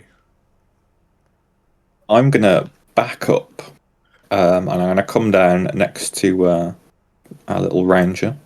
Mm-hmm. Put myself within melee range. And I'm going to turn, and I'm going to it's what in my culture it is a dance move, and what you might think of it is as a twerk. But what I'm going to do is I'm going to rock my cheeks back and forth, and then do like a one big twerk, and they come together, and I cast thunderclap from my ass, my cheeks slapping together Fantastic. Beautiful. Oh. to try and knock the small hyenas away from my good friend. I'm just going to say that succeeds. Perfect. Theme of Thunderstruck. Is that a like? How does the spell range work? Is that like everything within like a 10-foot radius, or Each creature in a 5-foot emanation originating from you must succeed in a Constitution saving throw or take 1d6 thunder damage. The spell's thunder a sound can be heard up to 100 feet away. So this is like a deafening. Yeah. I am adding a little bit of magic to it, but whoop, clap, I'm straight out from between the cheeks. I'm going to argue that you take out 2 because they have so little hit points. But God, yeah, you absolutely like demolish the one directly in front of you, and I'd say the parts of it sort of shattering back, kind of electrified from the clap, wipes out the second as well. And yeah, you rock 2 hyenas out of existence. oh, perfect. I hate to point out the troopers within 5 feet radius of Ferrera. I'm gonna allow. I know I would be aiming it like sideways. That's why I ran alongside her. Yeah, I'd say that she's able to clap around her. And Thanks for clapping around me. Appreciate that. Yeah, she's got enough. And on that Curved cheek bullet. isolation. Yeah, she's got enough anal dexterity to aim that around. Bloody bullet time with farts. yeah, as soon as when I realised I could get thunderclap as a cantrip, I was like, I know exactly how I'm going to be using that. Yeah, absolutely. Those big Brazilian cheeks, and I shall be using them as the weapons they are. They get a BBL. What? Yeah, I'm gonna move over like here. Yeah. And then that's my turn basically. Awesome. And then it's Miguel. Miguel's just gonna attack the knoll of the fang. He's gonna constrict him first of all, or try to constrict him. Yeah, which is a strength save of 14. Yeah. Yeah. Which roll that. Oh, so he just saves. Okay, and then I'll attack. Yeah. Which I'll just roll a d20. We can figure it out. Yeah, so it's it's a That's a natural. grip. Nice. Nice. So yeah, in that case, roll 2d6 and add 16 to the total. So 8 add 16 is 24. Awesome. So Good maths. you absolutely rock the shit of this Nullfang. It is looking seriously hurt. It's still up, but it looks very hurt.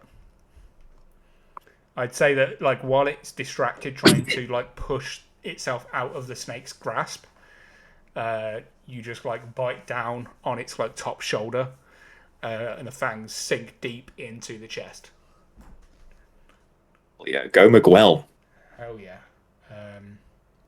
Okay, that's the end of Miguel's turn. Did you give Miguel the growth potion? No, I'm going to save it for the third combat. Good shout, good shout. So that brings us back to the top of the initiative order. Don't worry, no more enemies are going to spawn. But Grimbel, it is your turn. Okay, so I've got poison damage, so that's not great. So what I'm going to do is I'm going to hit this thing with the dwarven pick. Absolutely. That's a 25. Absolutely hits. Go ahead and roll damage.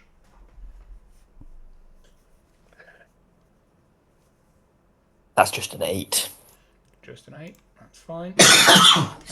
Go ahead and roll your second attack, though. So that 24, so I assume that hits. Definitely hits, yeah. Slashing damage of 7. 7. What a 2 and a 1. Brilliant. Nice. Yeah, so you can see it's looking very hurt, but it's still up. Okay, and then I'm going to use my other action to just kind of run away from it. You're running away? You will take an opportunity attack. Oh. You absolutely can. It might miss, but just so you're aware that is what will happen. I think it is wise to move. I've got poison damage coming in. Oh, I hate. Oh yeah, you're poisoned. I was about to say, I hate to say it, but wouldn't it be disadvantage? Yeah. So I'll tell you what. I'm going to add the 7 damage back to it for the second hit. Yeah. But go ahead and roll for the second attack, but roll twice because it's at disadvantage. Yeah. Cheers for reminding me about that. Is that roll the hit or the damage? Roll to hit. Roll that twice. Got ya. So 29. Oh. And then 15. 15. So that so the second one still hits. You're okay. So I'm going to add the 7 back in, but yeah, that's fine. Yeah. No.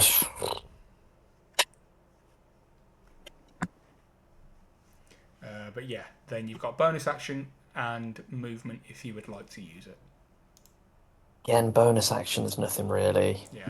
Also, just so you're aware, you're not taking any damage from being poisoned. It's just that you're a bit queasy, so that's why you have disadvantage on stuff. Got ya. What was rage doing for me again? It's giving you half damage from non-magical effects. And then there is... Yeah, okay, I will flee then. Yeah? Yeah, I'm going to run, into this crew of people here, Uh-huh. I'm going to go to, next to Ferrera. Yeah. What's your armor class for us? 15. 15. That hits, unfortunately, with a dirty 20. So you take half of 2d6 plus 3, which is... I rolled very well on that. So 6 plus 5 plus 3 is 11 plus 3 is 14. Half of 14 is 7. So you take 7 points of piercing damage as you run away. It nips at your shoulder and it doesn't catch as well as it thinks it's going to. But you take that damage so that'll drop you down to 31. Okay. And then, is that the end of your turn? That is the end of my turn, yes. Okay. E, we're now back over to you. Lovely. You actually hit you, I've just realised. I'm going for the guy directly in front of me. Oh, no, I have. Yep. The Fang. Yes. I'll go with the dagger for a general slash towards the midsection. Uh-huh. With 19 to hit. That definitely hits. Go ahead and roll damage. And a 12 damage. 12. He is just still alive. Excellent. I'd like to cast Sacred Flame as my next action, please. You can make 2 attacks per action, but you only have 1 action per turn. Yeah, so casting the spell would be classed as a separate action. Oh, boo. So you can do a physical attack again. But yeah, you won't be able to cast any. Yeah, let's just impale his head on the dagger. Yeah. Go ahead and roll to attack. Roll to hit again. 22. That hits. You can roll damage if you want, but he's only got 3 hit points. So 12. 12, yeah. So yeah, you talk us through how you stab the ever-loving fuck out of him. I'll literally just take a slash across the stomach and then drive the dagger straight up through his head. So he ends up looking like the end of Shaun of the Dead. Hot Fuzz. Yeah. Hot Fuzz, sorry, you were right. Oh, Like straight through him. Time. Yeah. Same. And then pull it out and watch him just crumple. Yeah. Indeed. Awesome. Good case to have. Any bonus actions you want to do? You still got one can I use Flurry of Blows on the guy behind? Absolutely, you can. Go ahead and roll 2 attacks for me. So 17 to hit. That hits. And 8 damage. 8 damage. Yep. And then I'd like to use Topple by kicking him in the nuts to bring him to his knees. Okay. So that's another dex save. And then the dex save was... It's right, he fails, so he gets a 9. So yeah, he falls to the ground after you kick him in the nuts. And then your second attack on him will have advantage, so you can roll twice. So, first one was 18. Okay. So it hits. Roll again, you might get a 20. Roll again, see if you get it correct. The next one was 22. Was Is that a natural crit? 20? No, that's 15 plus 7. That's fine. So yeah, it hits. Go ahead and roll damage for me. 10. 10. He's still alive, but only just. I'll use Adol for that, and literally I'll tango him. So I'll discombobulate and hand to each ear with a slap. Nice. Awesome. And I think that's all I can do for now. Yeah, so that's the end of your Other than movement. But he's not dead yet. He can't make any more opportunity attacks until the start of its next turn. Is that because of your... Because of the Adol. Okay, yeah. Oh. Yeah. Also, as well, while I think about it, Grimbel, make another Constitution saving throw for me to see if you can break free from the poison. You can make it an advantage. Should have done that at the end of your turn, but it doesn't really make any difference. Pardon? Yeah, so Grimbel needs to make a Constitution save to see if he can save from being poisoned. I should have done it at the end of his turn, but I forgot, but it doesn't really matter. I got 14. Absolutely. Yeah, you can roll it at advantage, so roll again. Roll again. Constitution again. 19. Yeah, so that saves, so you're no longer poisoned. You managed to Yes! save off the effects. But now, Hope, it is your turn. You've got the one severely fucked up warrior next to you, the 2 hunters above, and then all the hyenas down below. Fair. I'm gonna move Hope here. Because Warrior 5 can't do any opportunity attacks. Okay. Yes? Yep. Then...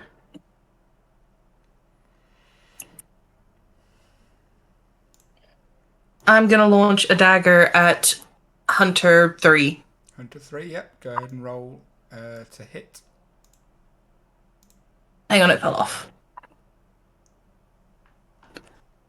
That's 24 to hit. Definitely hits. Go ahead and roll damage. 6 damage. And sneak attack because within 5 feet of a friend. So 6 damage plus sneak attack. No, I'm doing the hex slinger again. Yep. So it is just 6 damage. Nope. Yeah. That's fine. It's looking very hurt, but with that, then stop it being on Warrior 5. Or can you have it on 2 at once? Well, basically, is it a concentration spell or is it an effect?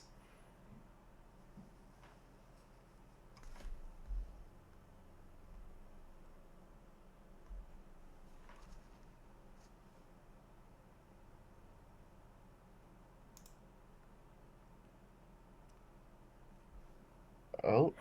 Hello? Hello. My Hello? Welcome back. There we go. Yeah. Yeah. So is that a concentration spell or is it an effect? Basically, will that stop it being on Warrior 5? No. Okay. It's when I deal damage, I unleash the power of Jinxcraft. Absolutely fine. It's a feature I can use up to 4 times. Yep, that's absolutely fine. So yeah, that gets put onto Hunter 3. Then Oh no, I get to roll the new one. New attack, new jinx. okay.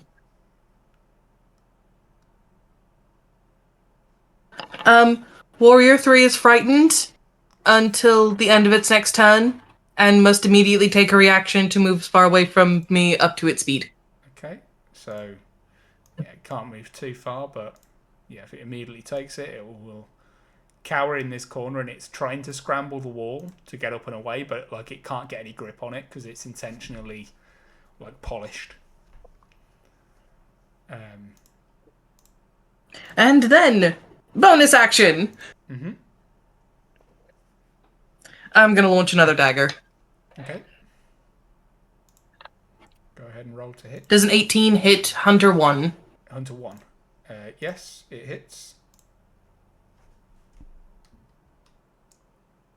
For 4 damage. 4 damage, okay. And that's it. Yeah. Okay.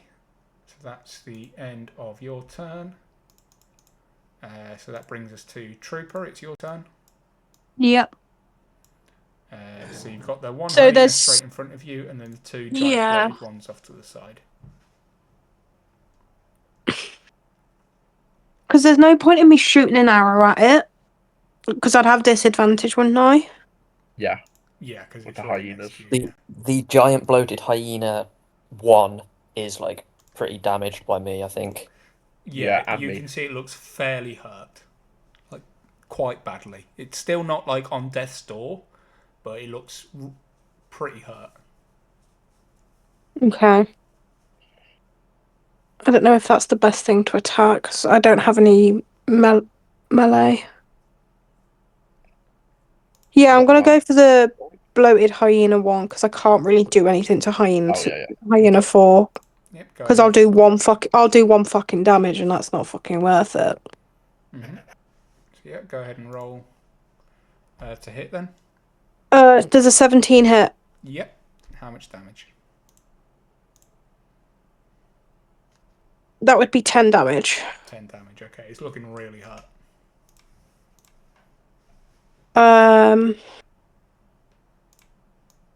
Okay.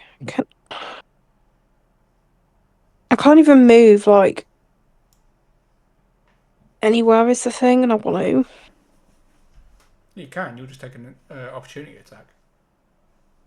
Yeah. Yeah, we'll risk it. We'll go. So if we could cane through these last few rounds as quickly as possible. Yeah. I'm going to move by Ferrera as well. Okay, what's your armor class? 14. 14. Okay. Yeah, You twerk one time and everyone runs over to you.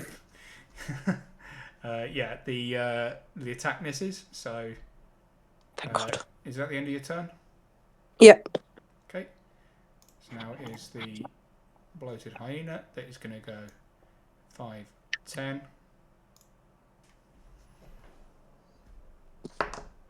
And do an attack on Trooper, who it's seen move most recently. Oh, for fuck's sake. 7 plus 10 total damage. Doesn't hurt. Because you didn't do the armor class. Yeah, that's 21 to hit. Oh, sorry, I didn't hear that. Yeah. 10. 10 total damage. Okay.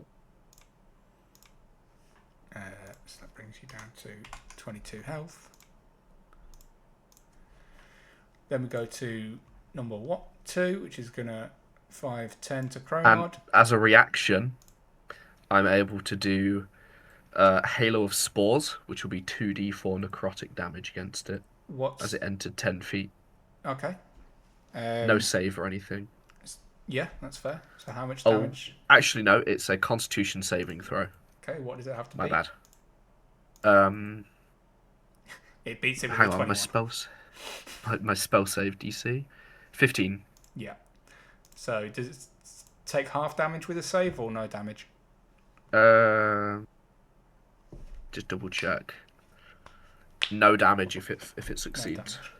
Okay, so in repayment, it is going to make an attack on you for a total of 18 to hit. And I use my reaction. Yeah, that hits. Yep, for 13 piercing damage. Oof. No damage from the Halo of Spores. Mm-hmm. That's a That shame. brings you down to 25 hit points. Yep. Okay. Down to now it is the other hunters, which Hunter 1 is going to make an attack on Hope for so it still gets its multi attack. So no, 19, which hits, and then the second one misses, so it's just one hit. For 1d8 plus 2 piercing. So you take 6 points of piercing damage. Joy. So that brings you down to 10 hit points. Lovely. And then, does the frightened condition end on Hunter 3 on its turn, or? The end of its next turn. Okay, so for now it just has to stay there because it's Well, it's still frightened, but it still gets its turn now, right? Yeah. Yes. Okay, so then it'll attack you at disadvantage. You're the only one it can see. That's annoying. It would have got a natural 20, but misses. And misses again. So yeah, makes 2 attacks on you, but it's so terrified, it's shaking so much, it just can't let the shots off well. Warrior 5 is going to attack B and miss. There's a surprise. Hyena 4 is going to run here next to... Actually, no, it's going to run through to here. It's still going to go for Trooper, but it is going to get this attack at advantage because of pack tactics. So will a 14 hit? That is my armor class, so I think no. No, that still hits. Yeah. If it matches it, it beats it. So then it does 1d6 piercing. So you take an additional 6 points of piercing damage. Fuck's sake. I'm gonna die. No, you won't. How many hit Green points are you on now? 16. 16.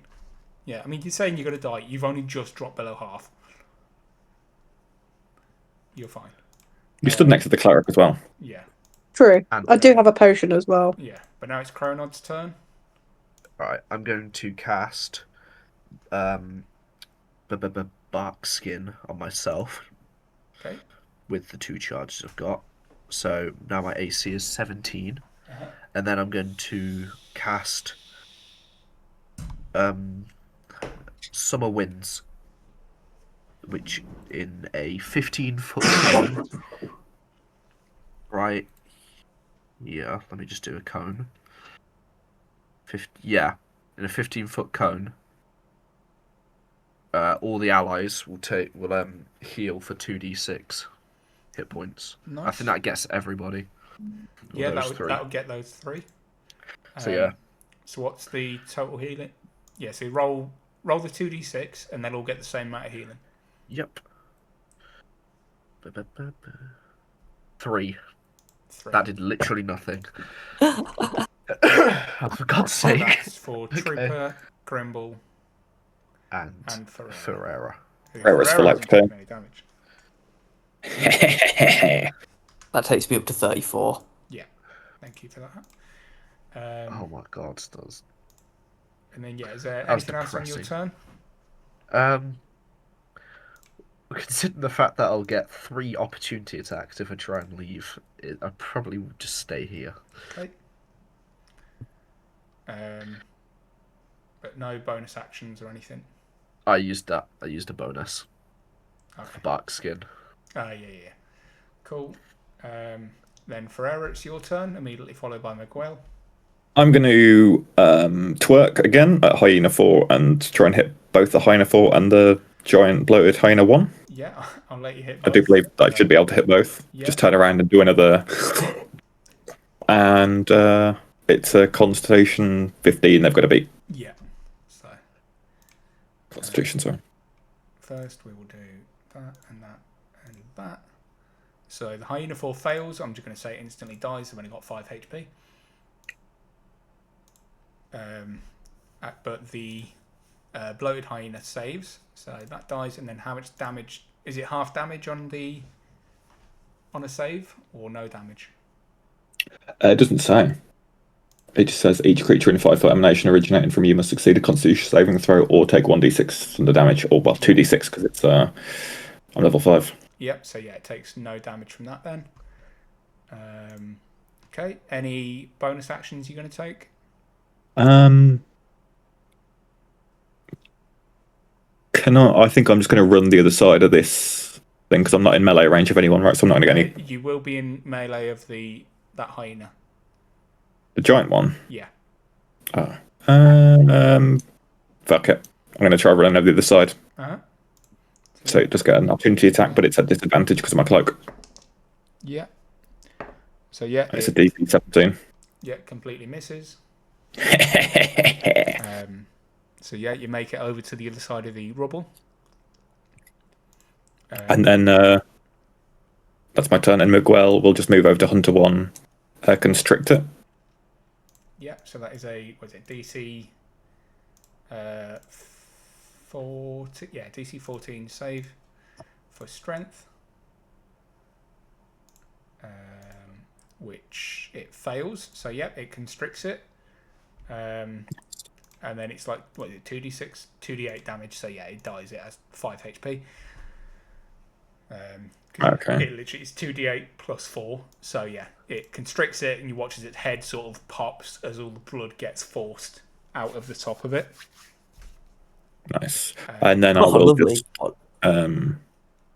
move 30 feet closer to the big hyenas. I don't really care about Hunter 3. I imagine that'll die to range attacks, right? So yeah. Actually, Warrior 5 is still alive, right? Warrior 5 is still up, yeah, right next to E. So I'll move here Mm-hmm. and then attack Warrior 5. Absolutely. Go ahead.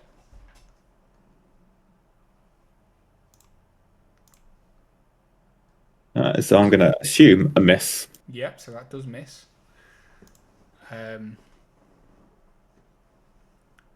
So yeah, it manages to sidestep the attack.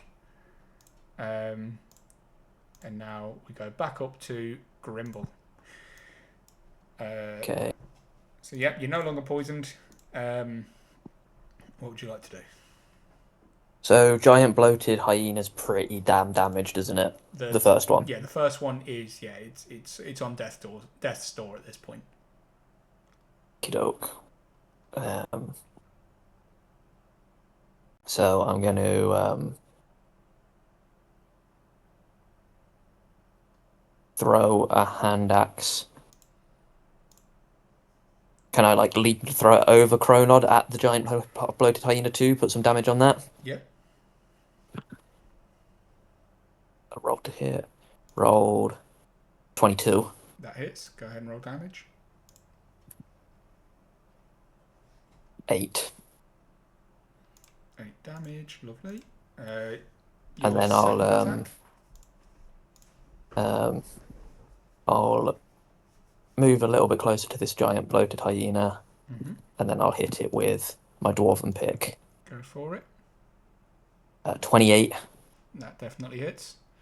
Go ahead and roll damage for me. 12. Yeah. So yeah, you absolutely kill it. As you hit it and its body falls to the ground, you watch as the bloating in it sort of bursts, and you see a humanoid-ish creature erupt from its stomach, but it's taken too much damage to be able to survive. So yeah, nothing appears out of that one. But you get the idea that there was a chance that something could have been basically spawned from it dying, so to speak. But yeah, that brings us to the end of your turn. Yes, it does. We're back up to you. So you've still got that one warrior right next to you, and then there's the other hunter that is, sort of a fair distance away, running away from Hope.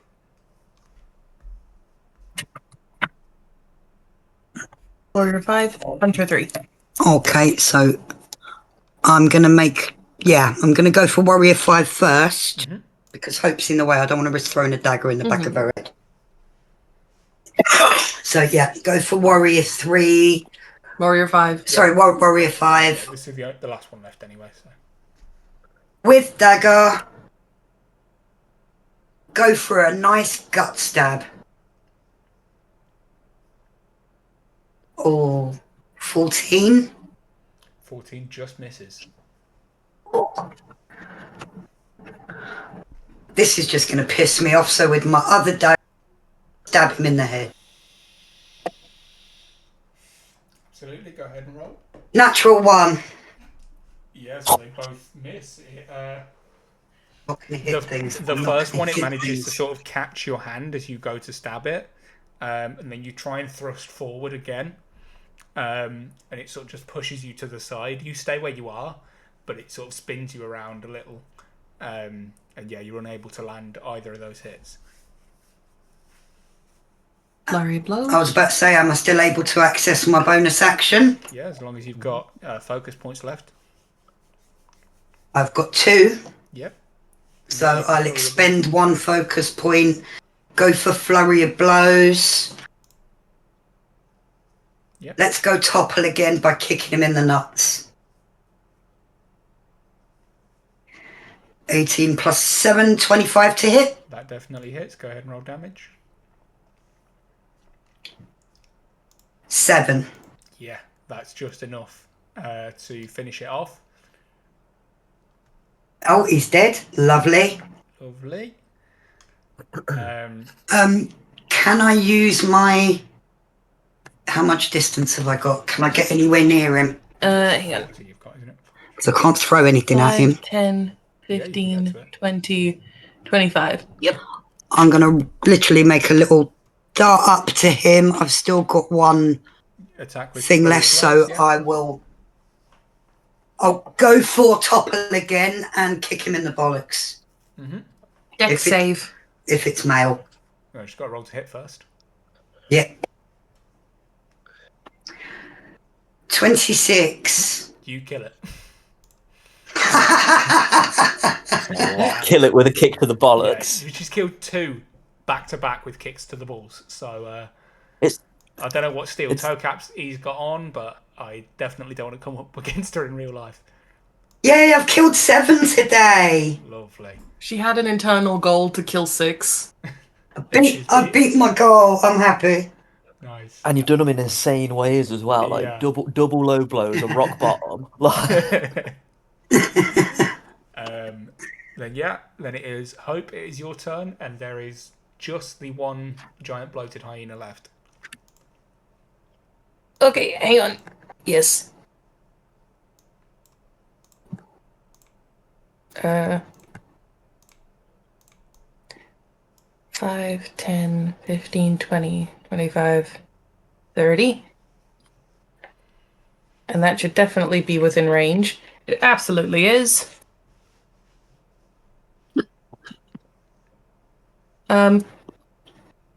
Short bow? Yeah, short bow. Go for it. Roll to hit. That is a 23 to hit. Definitely hits. Go ahead and roll damage.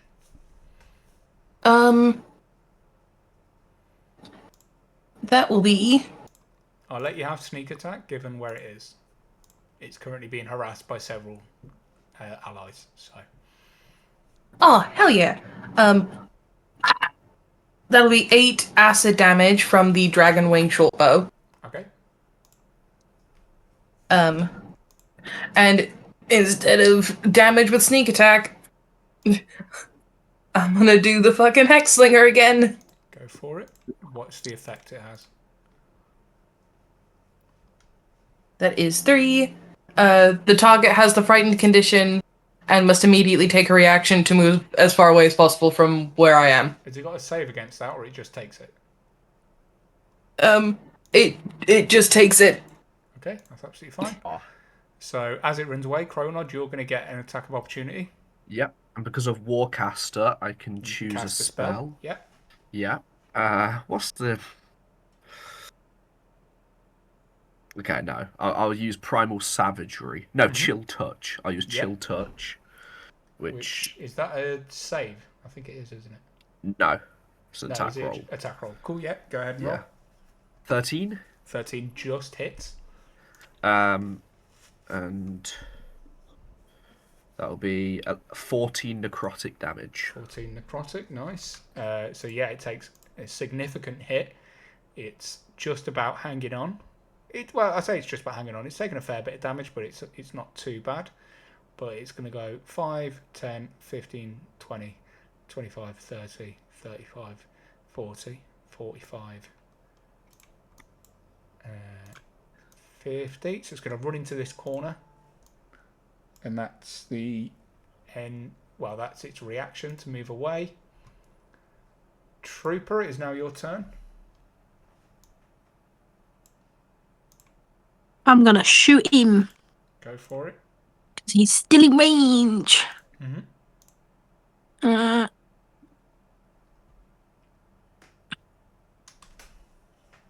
Does a 20 hit? It does. Go ahead and roll damage. It was a dirty 20, not a natural. Yeah.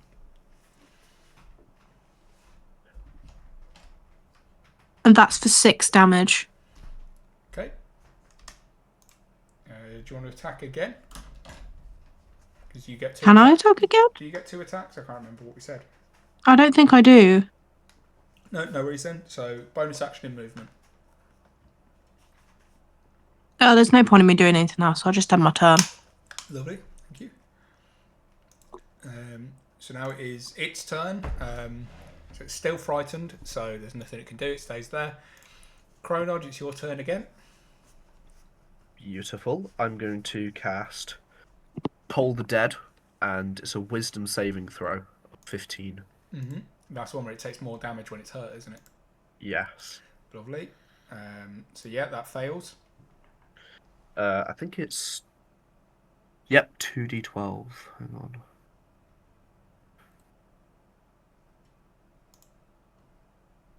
$10 damage. Yeah. It's alright. Tell us how that kills it. So a burst of necrotic energy just like erupts from its stomach. You can see like a faint green glow, almost showing its translucent flesh as starts to... its skin cracks and the necrotic energy seeps out of each crack and then it explodes. Fucking awesome. And yeah, that takes out the last one. And yeah, as that last hit connects with that last hyena, you watch as the entire crowd erupt into cheers. Some of them are quite disgusted because there was a lot of viscera involved, especially some of the younger, more liberal-looking spectators. They, you know, the kind of ones that like go, yeah, they go to a butcher and complain that there's blood, that kind of thing. It's, you know, like liberals. I love you, I am one, but come on.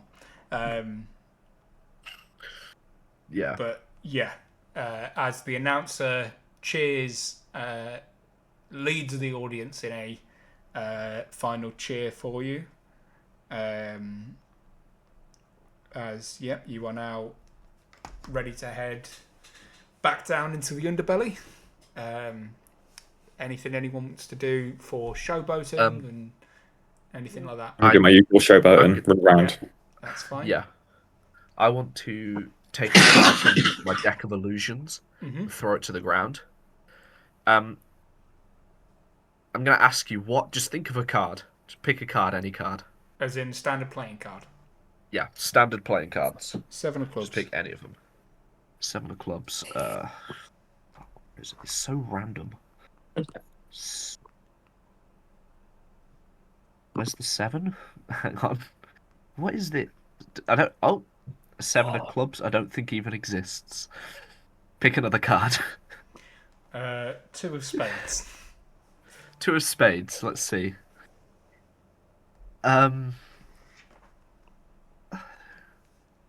Pick another card. It's not. Do you need a tarot card? No, it's a standard pack, but some of them just aren't there. It's really weird. King Pick of another. Hearts. There we go. Okay, that That should be on here. That should be. Hang on. King of Hearts. Okay, a knight and 4 guards, like an illusionary knight with 4 guards, just appear, and they can do an investigation check to see if it's like a real, like they can tell if it's real or not. What are the guards doing? Just kind of escorting you along? They're like, readying for battle. They do like a war cry. Awesome. Like at you or just in general? To the crowd. Okay, yeah. You see as some, I'd say maybe like 15% of them shit themselves a little bit and think that like they're under attack. Yeah. But everyone else kind of cheer and are able to see that it's part of the show. They don't know if it's you that's cast it or if it's just generally part of the spectacle or whatever. But yeah. But yeah, that's the reaction from them. As is there anything else anyone wants to do before you head back into the underbelly? Fastball special? A fastball special? You in the mood? We can. Okay, so I'll rejoin you wherever you are. I can't see where we are right now. As we're heading over. You two down there. Kind of head towards the exit. I will raise one hand up in the air. Hope jumps on the hands with acrobatics. Let's go. I will act like I'm dropping her, but then suspend her up like a inverted trampoline. Yeet me in the air. Yeet her in the air, straight up. Okay. Roll an acrobatics. Hope. Roll an acrobatics for me. To see how high up you get. And whether 21 for me. That's a 25. Yeah, okay, so fuck it, we'll say you get 25 feet in the air, why not? And yeah, you are face to face with the king's box. You are about 15 feet away from him in the air. What are you doing while you're at the peak of this jump? Okay, I would, if you would indulge. Yeah. Wait, I need to find the flamethrower. Do it every time? Yeah. Get your flamethrower out. Yep. I had it out, and then I closed down Google Chrome, and then it left. I think we said it was a 10-foot cone. Yes, it was a 10-foot cone. So as long as I'm 15 feet away, it's fine. Potentially. We shall see. Potentially. As she's like being thrown in the air, she'd like to kind of do a barrel just in the spot, not going anywhere. And activate the flamethrower to be like a flaming wheel. Okay, I'm with you. So I need to roll the 10. No, I'll allow you to do that. But roll a straight charisma check. Ooh. Yeah, but I have +4 to charisma. Yeah, but this is to see how it's interpreted by the guards who are protecting the king. That is a 16. You lucky son of a bitch. They do not see it as an attack, although they do all instinctively like jerk and get ready to like fight. But yeah, you imagine that there will be some strong words that are sent to you by the king, and that next time this event happens, there will be more done to physically separate the king from the combat. But yeah, I'd say you're able to land and roll out of it okay. Before you head. No, she actually lands on my. We want to do the thing of landing on, She'll land directly on my hand. like the whole thing of the lotus and the golden lotus and the holding onto the petals. Then yeah, in that case,